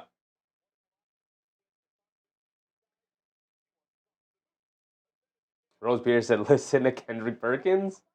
Yeah, I mean, it's the same thing. It's the same thing. A 25-point lead for the Charlotte Hornets here in probably the worst half of basketball I've ever seen Maxey play. My goodness, was that awful. Truly horrendous. He had no impact. As a matter of fact, he had negative impact out there. Boom Pay said, I never heard of Mad Dog or First Take. Is that a person? First Take is a show starring Stephen A. Smith, and he has a rotating group of guests because he got tired of being clowned on by Max Kellerman. So he had ESPN fire Kellerman because he was making him look bad because Kellerman was too smart for him, too good of a debater. And so, which is saying something because Kellerman's, also says some ridiculous things. But Stephen A. got tired of it, had Kellerman fired from First Take. And since then, they've had a rotating group of guests, one of them being Mad Dog Russo, who used to host a very popular radio show with Francesca. Um, and they play characters on that show, essentially. They don't tell people that they play characters, but they play characters on that show to try and clickbait, clip farm, I believe, in order to try and drive up as much interaction and attention as possible. Really bad show. Really bad show. George Pearson said, I watch First Take every morning. Don't recommend it. I don't recommend it. CEO King said 25 points can get cut if they tighten up and get some stops. Same thing happened with the Spurs last night. It's possible. It's not impossible. It's possible. Highly, highly unlikely, but it's possible. Especially for a young team like the Charlotte Hornets, I could see them maybe resting on their laurels here going into the second half. That'd be one of my biggest concerns, is Charlotte coming out and being like, oh, we have this game won, we're up by 25. And Philly, they're a team full of dogs. Maxey's a dog, Edgecombe's a dog. They have some scrappy guys like Drummond and Bona, Oubre. So if they can catch fire from the perimeter, catch Charlotte sleeping a little bit, thinking that they have this game won already, they could absolutely come back. It's possible. Highly unlikely, though. Kay Hazy said, this is what I predicted for Charlotte this season. Not this beatdown, but that they would be good. They needed to be good at some point. They have some really good players, right? Between Lamelo, Brandon Miller, and now adding Con Knipple. I was always concerned because they never really had a big rotation. They just trading Mark Williams and Nick Richards last season. They traded Nick Richards at the deadline. They traded Mark Williams this offseason. Just always felt like, what is the goal here? What is the plan? Now you don't have any big men. But the rise of Moussa Diabate, the rise of Moussa Diabate, and then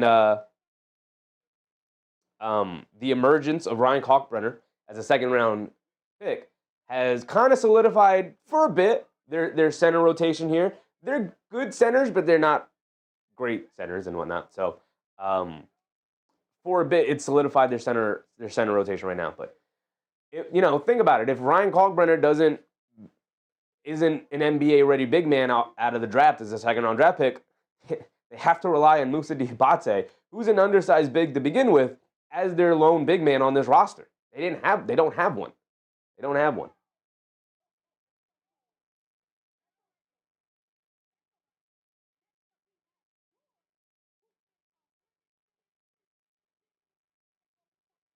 Pei said, that sounds like narrative-driven daily conflict show. Yeah, that's pretty much what it is. It is on 5 days a week for about 3 hours. And so there's only so much to talk about for 3 hours, and they jump around to, they mostly cover basketball and football. They have almost done entirely away with baseball talk, with any other kind of talk from any other sport.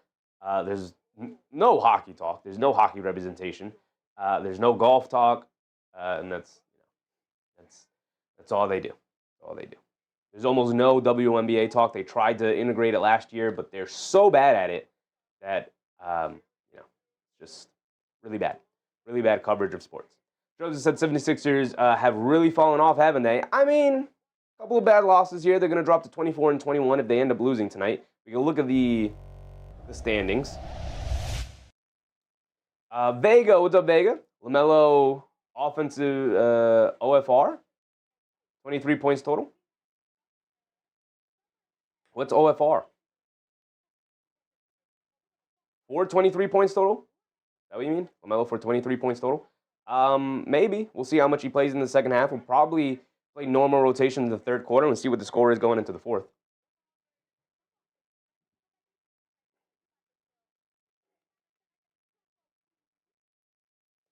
Pei said, is a dude named Mad Dog reliable? No, he is not. But it's a gimmick. That's his gimmick, is that he's like this angry guy and he rants about things he has very limited knowledge about. That's his MO. That's his gimmick, right? He is hamming it up. Again, you can't trust shows like that because they are reliant upon as much clickbait as they can garner, right? Like a lot of this stuff is cut up into shorts and put out to the media. So they don't even really care what the television show is like, you know? None of them are genuine in their takes. None of them. Some of the guests that come on are good, but majority of them are not. We can look at the box score in a second here. The one game we had earlier today, the Hawks ended up blowing out the Pacers down the stretch of that game as the Pacers had their opportunity, but they gave up 37 points in the fourth and 35 points in the third. So they ended up just getting smacked up. They could not stop Atlanta as they got hot. Atlanta got hot. Led by C.J. McCollum, by the way. The little bit that I did end up watching, C.J. McCollum started to get hot, and he ends up being their player of the game. 23 points, 8 boards, 7 assists. I guess you can make the argument they lose that game without CJ. So there's the Trae Young paying dividends there. The Trae Young trade. Yak said, Mad Dog is a scrawny guy. He is. He is.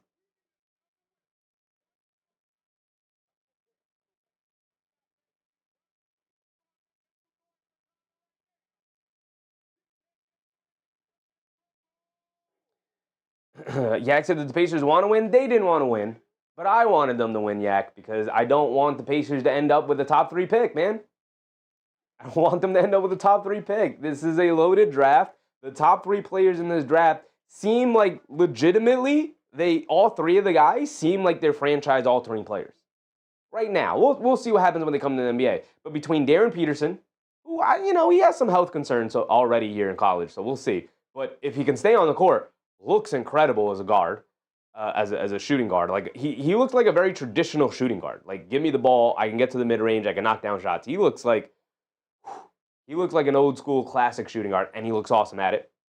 And then you have AJ DeBansta, who just scored 41 the other day. He looks awesome. 6'8", athletic wing. He can do a little bit of everything, especially score. And then you have Cam Boozer at Duke, just casually putting up like 31 and 9 every now and again, like just chilling.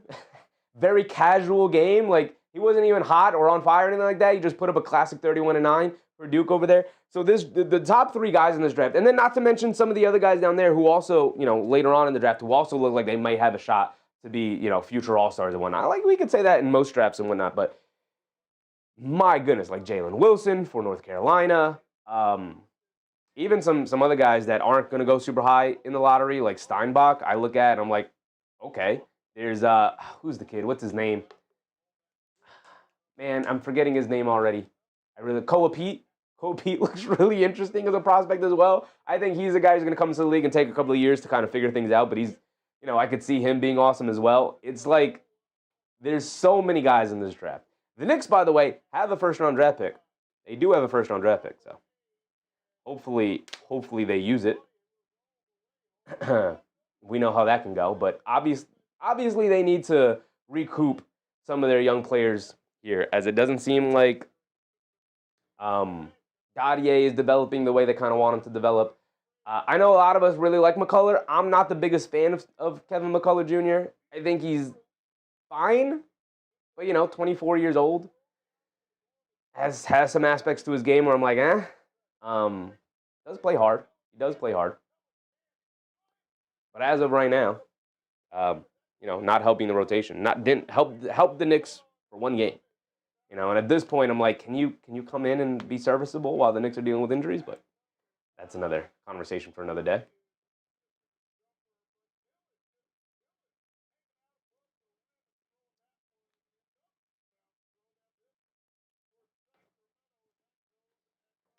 So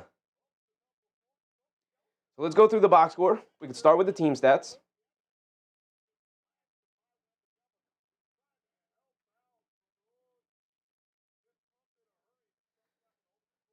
So Philly's actually winning the possession battle here, 48-44, which is interesting that you can win the possession battle but be down by 25 points. One way to ensure that you're down by 25 points is by only shooting 33% from the field. And even though you've taken 4 more shots, you've made 9 less. Pretty crazy. You have allowed Charlotte to shoot 57% from the floor. 3 for 14 from 3 to 7 for 19. They're beating you up from the three-point line as well. They're a plus 12 in that department in total. They're also beating you on free throws, 13 attempts to 12 attempts, but they've made 12. You've only made 9. So the free throw battle is about the same. They've made 3 more. They're killing you on the boards, 29 to 19, which probably shouldn't happen. I know they're a tough, hard-nosed team, and you got Diabate out there. Kalkbrenner's big, and then you got guys digging down. They have a pretty big lineup between Miller, Knipple, and Ball, all pretty good sized for their positions, and they're strong rebounders as well for their positions.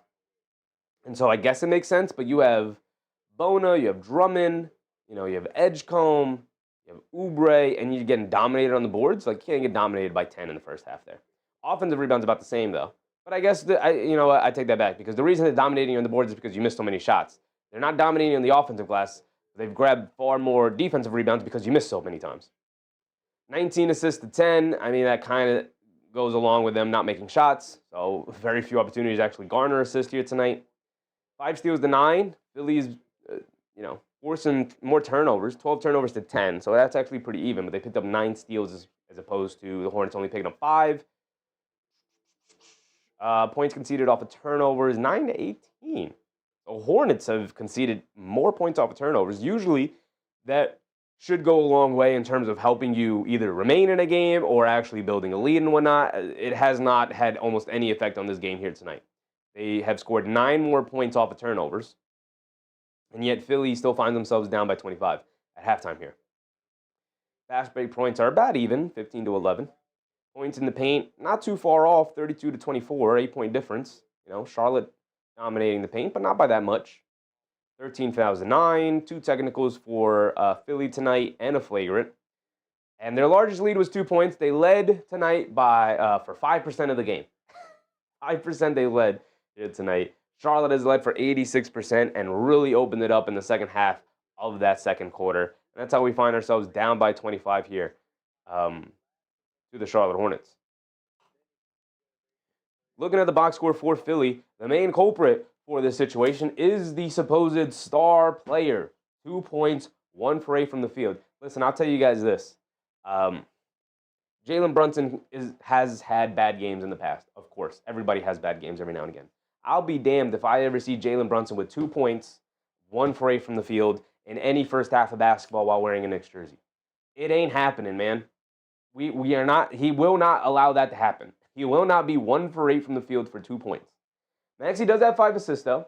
Only credited with 1 turnover. I definitely feel like he's turned it over multiple times here tonight, but only credited with 1 turnover. They might have listed some of them as blocks, maybe, or something. I don't know. Or maybe team turnovers, and they took the turnover away from him, but he's definitely has himself led the team to multiple turnovers here tonight as the point guard. It has not been a very good night for Tyrese Maxey. Like I said, probably the worst first half of basketball I've ever seen him play. I expect him to absolutely go off in the second half and be way more aggressive, either going to the basket or knocking down threes. He only took 2 threes. Charlotte had an excellent game plan against him, forcing him into the lane and forcing him to settle for floaters and mid-range jumpers, which he can knock down. Those are some of his go-to shots, but he needs to be far more aggressive in the second half here, and I expect him to. He's got to at least get to 20. This is a dude who averages 30 points, an efficient 30 points. And tonight he's been horrendous. Oubre is their leading scorer, which is always going to be an issue. He's got 14 points. He's 6 for 10 from the field. He has taken the most shot attempts here tonight. They've done a great job of forcing Maxey and Edgecombe to give the ball up. 8 attempts for Maxey, 9 attempts for Edgecombe, and 10 attempts for Oubre, which is not what you want to see at all. As far as the Hornets go, Diabate with 10, Miller with 10 or 11, Knipple with 10, Ball with 8, just egalitarian scoring. Everybody off the bench got in on the action. It's been an excellent night for the Hornets all around. And we're back in to start the third quarter already. See if Philly has any fight in them here in the second half. Miles Bridges down the lane. They kick it out to Miller for a 3. And that's not how you want to start off the second half if you're a Philly fan. Not how you want to start the second half at all. Back to a 28-point game it goes. Edgecombe gets the handoff, driving it down in the lane. Play with the left hand, can't get it to go. Battle for the rebound and a foul on the Hornets, as Drummond was battling for it. I assume this is going to be side out of bounds, but we'll see what they call it. I don't think it should be in the act of shooting. They are going to say in the act of shooting, as he was trying to tip the ball in.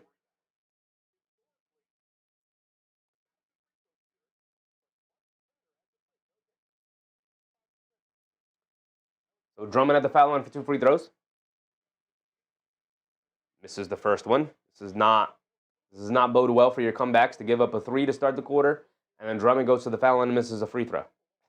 This does not bode well at all.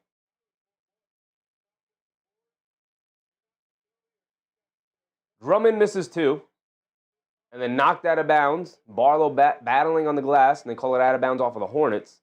So at least Philly's going to get another possession here.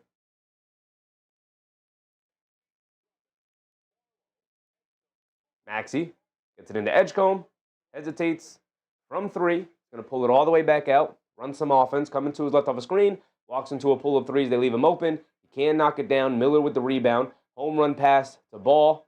Ball with the pass fake, cross court to Knipple. He walks into an open 3. He knew he missed it off the back rim. Long rebound, but Bridges able to chase it down. Nobody from Philly gets out to it. They get it back to Ball. Ball driving to his left, behind the back, coming to his right, dancing with it. May I have this day as Barlow. Can't get the 3 to go, though. $1 million move with a 10-cent finish. Here comes Maxey over to Oubre, a left wing 3 in transition. He can't get it to go, and we're just coming up and down, jacking up shots. This is very reminiscent to the first quarter here tonight. But if you're Philly, you can't afford to play that way because you're down by 25. Knipple cross-court past the Ball. Ball hesitates. Barlow does a good job running him off the line. Ball across the lane. Tries to kick it out to Bridges. Bridges can't save a bad pass from Lamelo Ball, and it goes out of bounds. 10:30 to go. Philly quickly trying to bring it in the other way. Maxey has it up top. Gets it over to Edgecombe. Edgecombe gets it over to Maxey. He's going to line up a right wing 3, and he's going to throw up an air ball. I don't even know what kind of excuses we can give to Maxey tonight. He's now 1 for 9. He's chucked up multiple air balls here tonight. Just an off night. Just one of those kinds of nights for Tyrese Maxey. I'll make sure to jot this one down and bring it up the next time we see Jalen Brunson have an off night and people will start to complain. I'll just point to, hey man, happens to everybody. As Brandon Miller knocks down a 3 and extends their largest lead of the game now to 31. Previous largest lead was 30. Now 31 after that Miller 3. Maxey dancing behind the screen. He finally gets one to go down, but they wave it off because it is a moving screen by Andre Drummond. My goodness, Philly can't catch a break right now. 75-44. We'll give them this quarter. If they don't get this below 20 going into the fourth quarter, we're going to end the stream early. We do have another stream later tonight, I should say. So Ball has it up top, dancing with it against Edgecombe. Crosses over to his right, pocket pass to Knipple. Knipple kicks it out to Miller. Miller another open 3. And Miller knocks it down. His 34-point game for the Charlotte Hornets. My goodness. And a timeout for Philly. And there is no comeback that is going to happen tonight. This one is indeed over. My goodness, what a beatdown by the Charlotte Hornets tonight.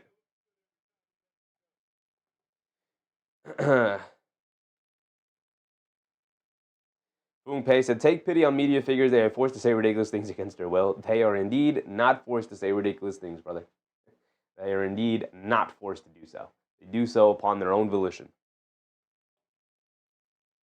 Student said, did Michael Jordan ever have a bad game? I'm not sure. Oh, he had plenty of bad games, man. He had so many bad games that they will never, ever make sure to ever bring up. They will never bring it up.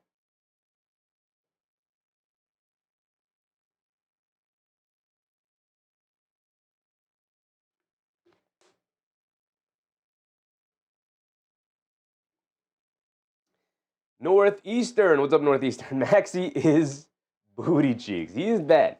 He has been awful tonight. 1 for 10 from the field, 2 points tonight. I have no words.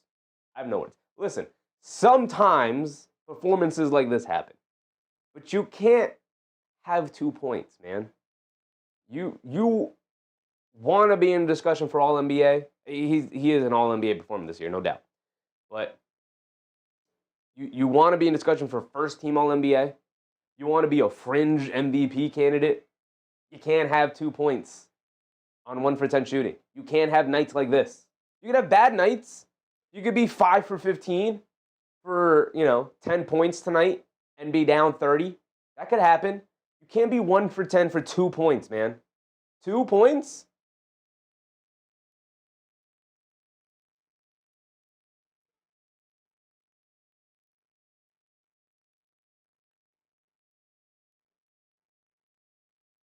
Mine said we might might as well go to Walmart. Yeah, this is like, oh, we could shut it down in a little bit here. We could shut it down in a little bit here. We'll see if Philly can make it somewhat interesting. Not that they'll, make a comeback or anything, but we'll see if they can provide some fun to this game. But if they don't provide any fun by like the 5-minute mark or 4-minute mark or something like that, we're going to end it early. We're going to end it early. We're definitely not doing a fourth quarter if they don't get this under 20. And right now, at, 34, we're not gonna get to that point. Vine said, Maxey reminds me of my stomach after I eat baked beans. That's crazy. CEO King said, yeah, I need Miller for one more point. Let's go. Hopefully he remains in the game long enough. He's still in the game. Hopefully he gets his shots and remains in the game. I'm rooting for you, CEO King. Edgecombe has it on the right wing. He's being guarded by Knipple. You get over to Maxey, coming to his left, pulls it out, dancing with it, crosses over, going on along the baseline, wild reverse layup, and he got it to go, and that's the Tyrese Maxey we know and love. Should have been doing that all game long. Lamelo Ball bringing the ball down against Maxey, gets a screen, takes it out to Miller, another three from Miller. Comes up short on that one. Battle for the rebound, Edgecombe had it, lost it, and then Philly can't save it as Barlow was out of bounds when he tried to knock it inbounds to Edgecombe. So the ball's going to stay here with Charlotte. 14 back up on the shot clock. Vega said, you don't need a blowout here. Lamelo need to stay in here. It's not looking good for that prospect, brother. They get it down low to Bridges, who gets the foul on Barlow. So after a good defensive stand, they force a miss. They're even in good position for a rebound. They're out of bounds when they do grab the rebound. Charlotte gets another opportunity. They foul him. And now Bridges is at the foul line for two. Muhammad, what's up, Mo? Chevy just ended. It's over. We're going to give it some time. I don't like ending streams at halftime. There's we did half a game. I don't want to do half a game. Stay live a little bit longer. We'll hang out. We'll talk about a couple things. Bridges knocks down the first free throw. He's got another one coming.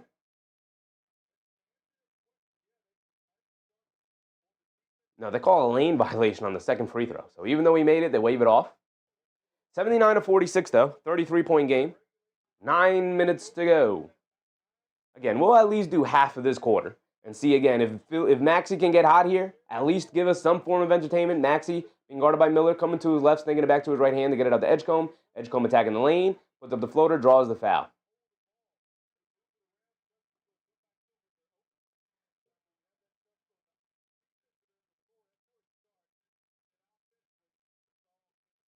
So Edgecombe at the foul line for two. Edgecombe has 7. He's going to the foul line for 2 free throws here. Maxey with only 4. We've gone through this. But a rough outing for sure. 41 in the second quarter for the Charlotte Hornets, by the way. As a team, they scored 41 points. And again, very egalitarian scoring. After, 3 made threes for Miller. He's now up to 20. 3 straight threes for Miller. Or was it 2? 2 or 3 threes in this quarter for Miller. He's now up to 20. He's by far their leading scorer. Knipple with 10, Diabate with 10. I think Lamelo has 8 or 10, something like that.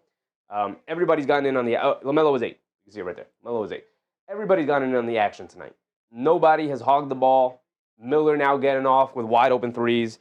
Some bad defense coming out for the Sixers.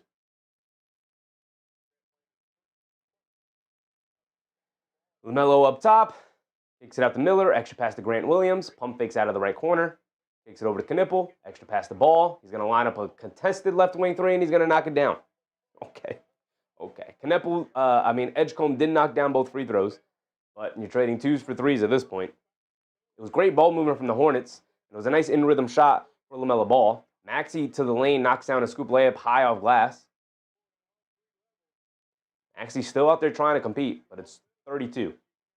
Knipple has it up top. He's being guarded by Oubre. Coming to his left. Going to drive it down to the lane. Takes it out to a wide open Grant Williams for a 3. And he knocks it down. And they're trading 2s for 3s, man. It's getting wicked out there. Getting real wicked. Antonio Hutchinson. What's up, Antonio? They're acting handicapped without Embiid. But when he was injured, they were still dominating. Yeah, they were still playing well even without Embiid. This is just, it's one of those nights, man. As Edgecombe throws it right to Lamelo Ball. Hit ahead to Knipple. Only Maxey to beat, gets to the rim, gets chased down, blocked, but a goaltend on Edgecombe. 37. 37, guys. Yeah, we'll end this one at halftime.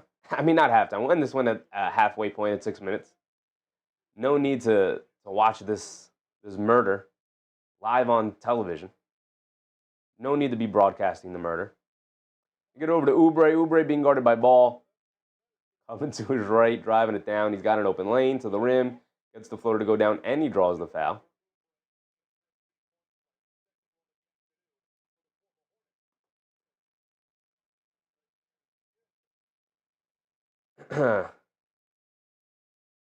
Funpei said, I guess I have sympathy for media folk. They always look like they're being coerced to incite rage. No, brother. Don't have any sympathy for them at all. They are not being coerced to do so. They're doing so upon their own volition. They know exactly what they're doing. They're a part of the machine. They're a part of the discussion to do so. They absolutely would love to incite more rage. That means that they are going to be able to make more money. Ball has it up top, attacking to his left, down the lane. Puts up a floater. Can't get it to go, but Diabate with the rebound. Get over to Knipple. Knipple gets it over to Ball. Ball pump fakes out of the corner. Gonna drive it down. Kicks out to Miller. Another left wing three for Miller, and he got it to go. My goodness, man. My goodness. Oubre did knock down his N1 free throw, but is now 90. Oh, no, they call it long, too. Took 1 point away. 89-53. Barlow misses a floater. Knipple with the rebound. Ball bringing it down. They're trying to go up by 40 here. They're trying to really embarrass the 76ers. Ball up top, coming to his right. Steps back, leaves it off for Williams, back to Ball. Ball being guarded by Barlow, back to Williams. A left wing three for Williams. Way off on that one.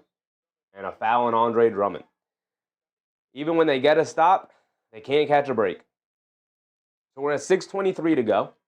We got 1 or 2 more possessions to go here. Roger G. Wall said, whoa, they're kicking Philly's butt. I'm so happy. Yeah, Philly losing here. I said we would check out the standings, and then we didn't do that. Let's check out the standings right now, because we will sign off soon here.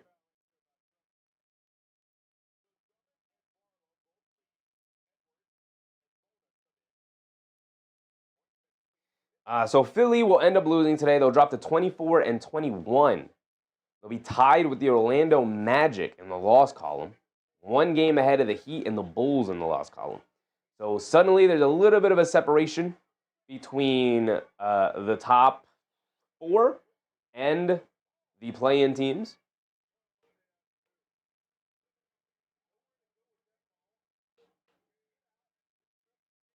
Moussa Diabate taking Bona off the bounce. He missed the initial layup, got his own offensive rebound, gets the putback and the foul. My goodness. It is now, he misses the free throw. Grant Williams, the offensive rebound, knocked out of his hands, able to recover, and then draws another foul. They're up by 38 points. They're trying to push it to 40, guys. Trying to push it to 40. If they get to 40, we're ending it. If they get to 40, we're ending it. Let me just say real quick, because we are going to end it any second here now. But shout out to all the channel members. And then an off-ball foul on Lamelo. Okay. But it is 53-91. And we'll watch, 1 or 2 more possessions here, but this is going to end it. Shout out to all of the channel members. We will be back live later tonight for what should be a significantly better game, as the Blazers will be taking on the Celtics. Bona does get a 2-handed slam in the paint. Next dead ball will end it. So Miller has it up top to get over to Lamelo. If the Hornets score here, I expect a timeout from the 76ers to kick it up top to Miller. Miller going to look to attack. Dancing with it, crosses over, hesitates, goes right past Edgecombe, got him dancing, and he knocks down a floater. No timeout, they're going to keep it going. Got Edgecombe jumping everywhere. Got him looking silly on that play. Maxey up top, spinning to his right, down the lane, loses the handle, picks it up, flips it up at the rim, can't get it to go as he hit the floor. Still probably looking for a foul call. Excellent defense from the Hornets. Beautiful behind the back. Grant Williams, a 3, got it to go in the foul. All right, y'all. Appreciate y'all. Thanks for hanging out with me here tonight. Grant Williams with a 4-point plays. They're up by 41 points, and Williams are going to go to the foul line for 1 more. And an absolute embarrassing beatdown by the Hornets over the 76ers. 76ers, that kind of night, but allowing this to continue is rough.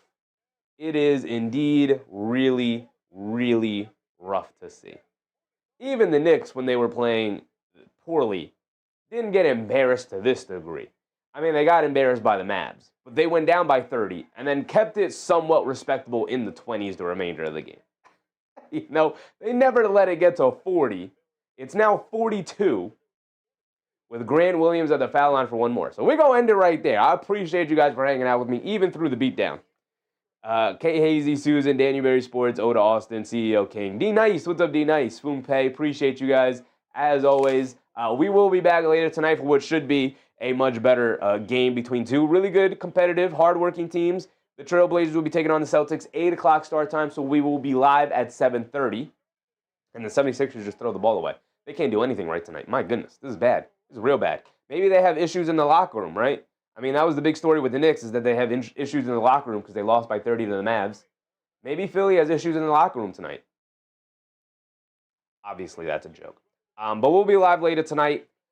We'll keep the party going. But go eat some dinner. Yeah, it's about almost 5 o'clock. Go eat some dinner. Hopefully, you're everybody's safe and warm indoors and ready to go. My back's hurting, so I'm gonna eat something. Maybe read a book. And then we'll be live again at 7:30. So I'll see you guys then. Appreciate you for hanging out with me. I'll catch you on the next one in 2 hours. Brush your teeth. Stay hydrated. And, enjoy the 2 hours before we meet again. See you. Bye.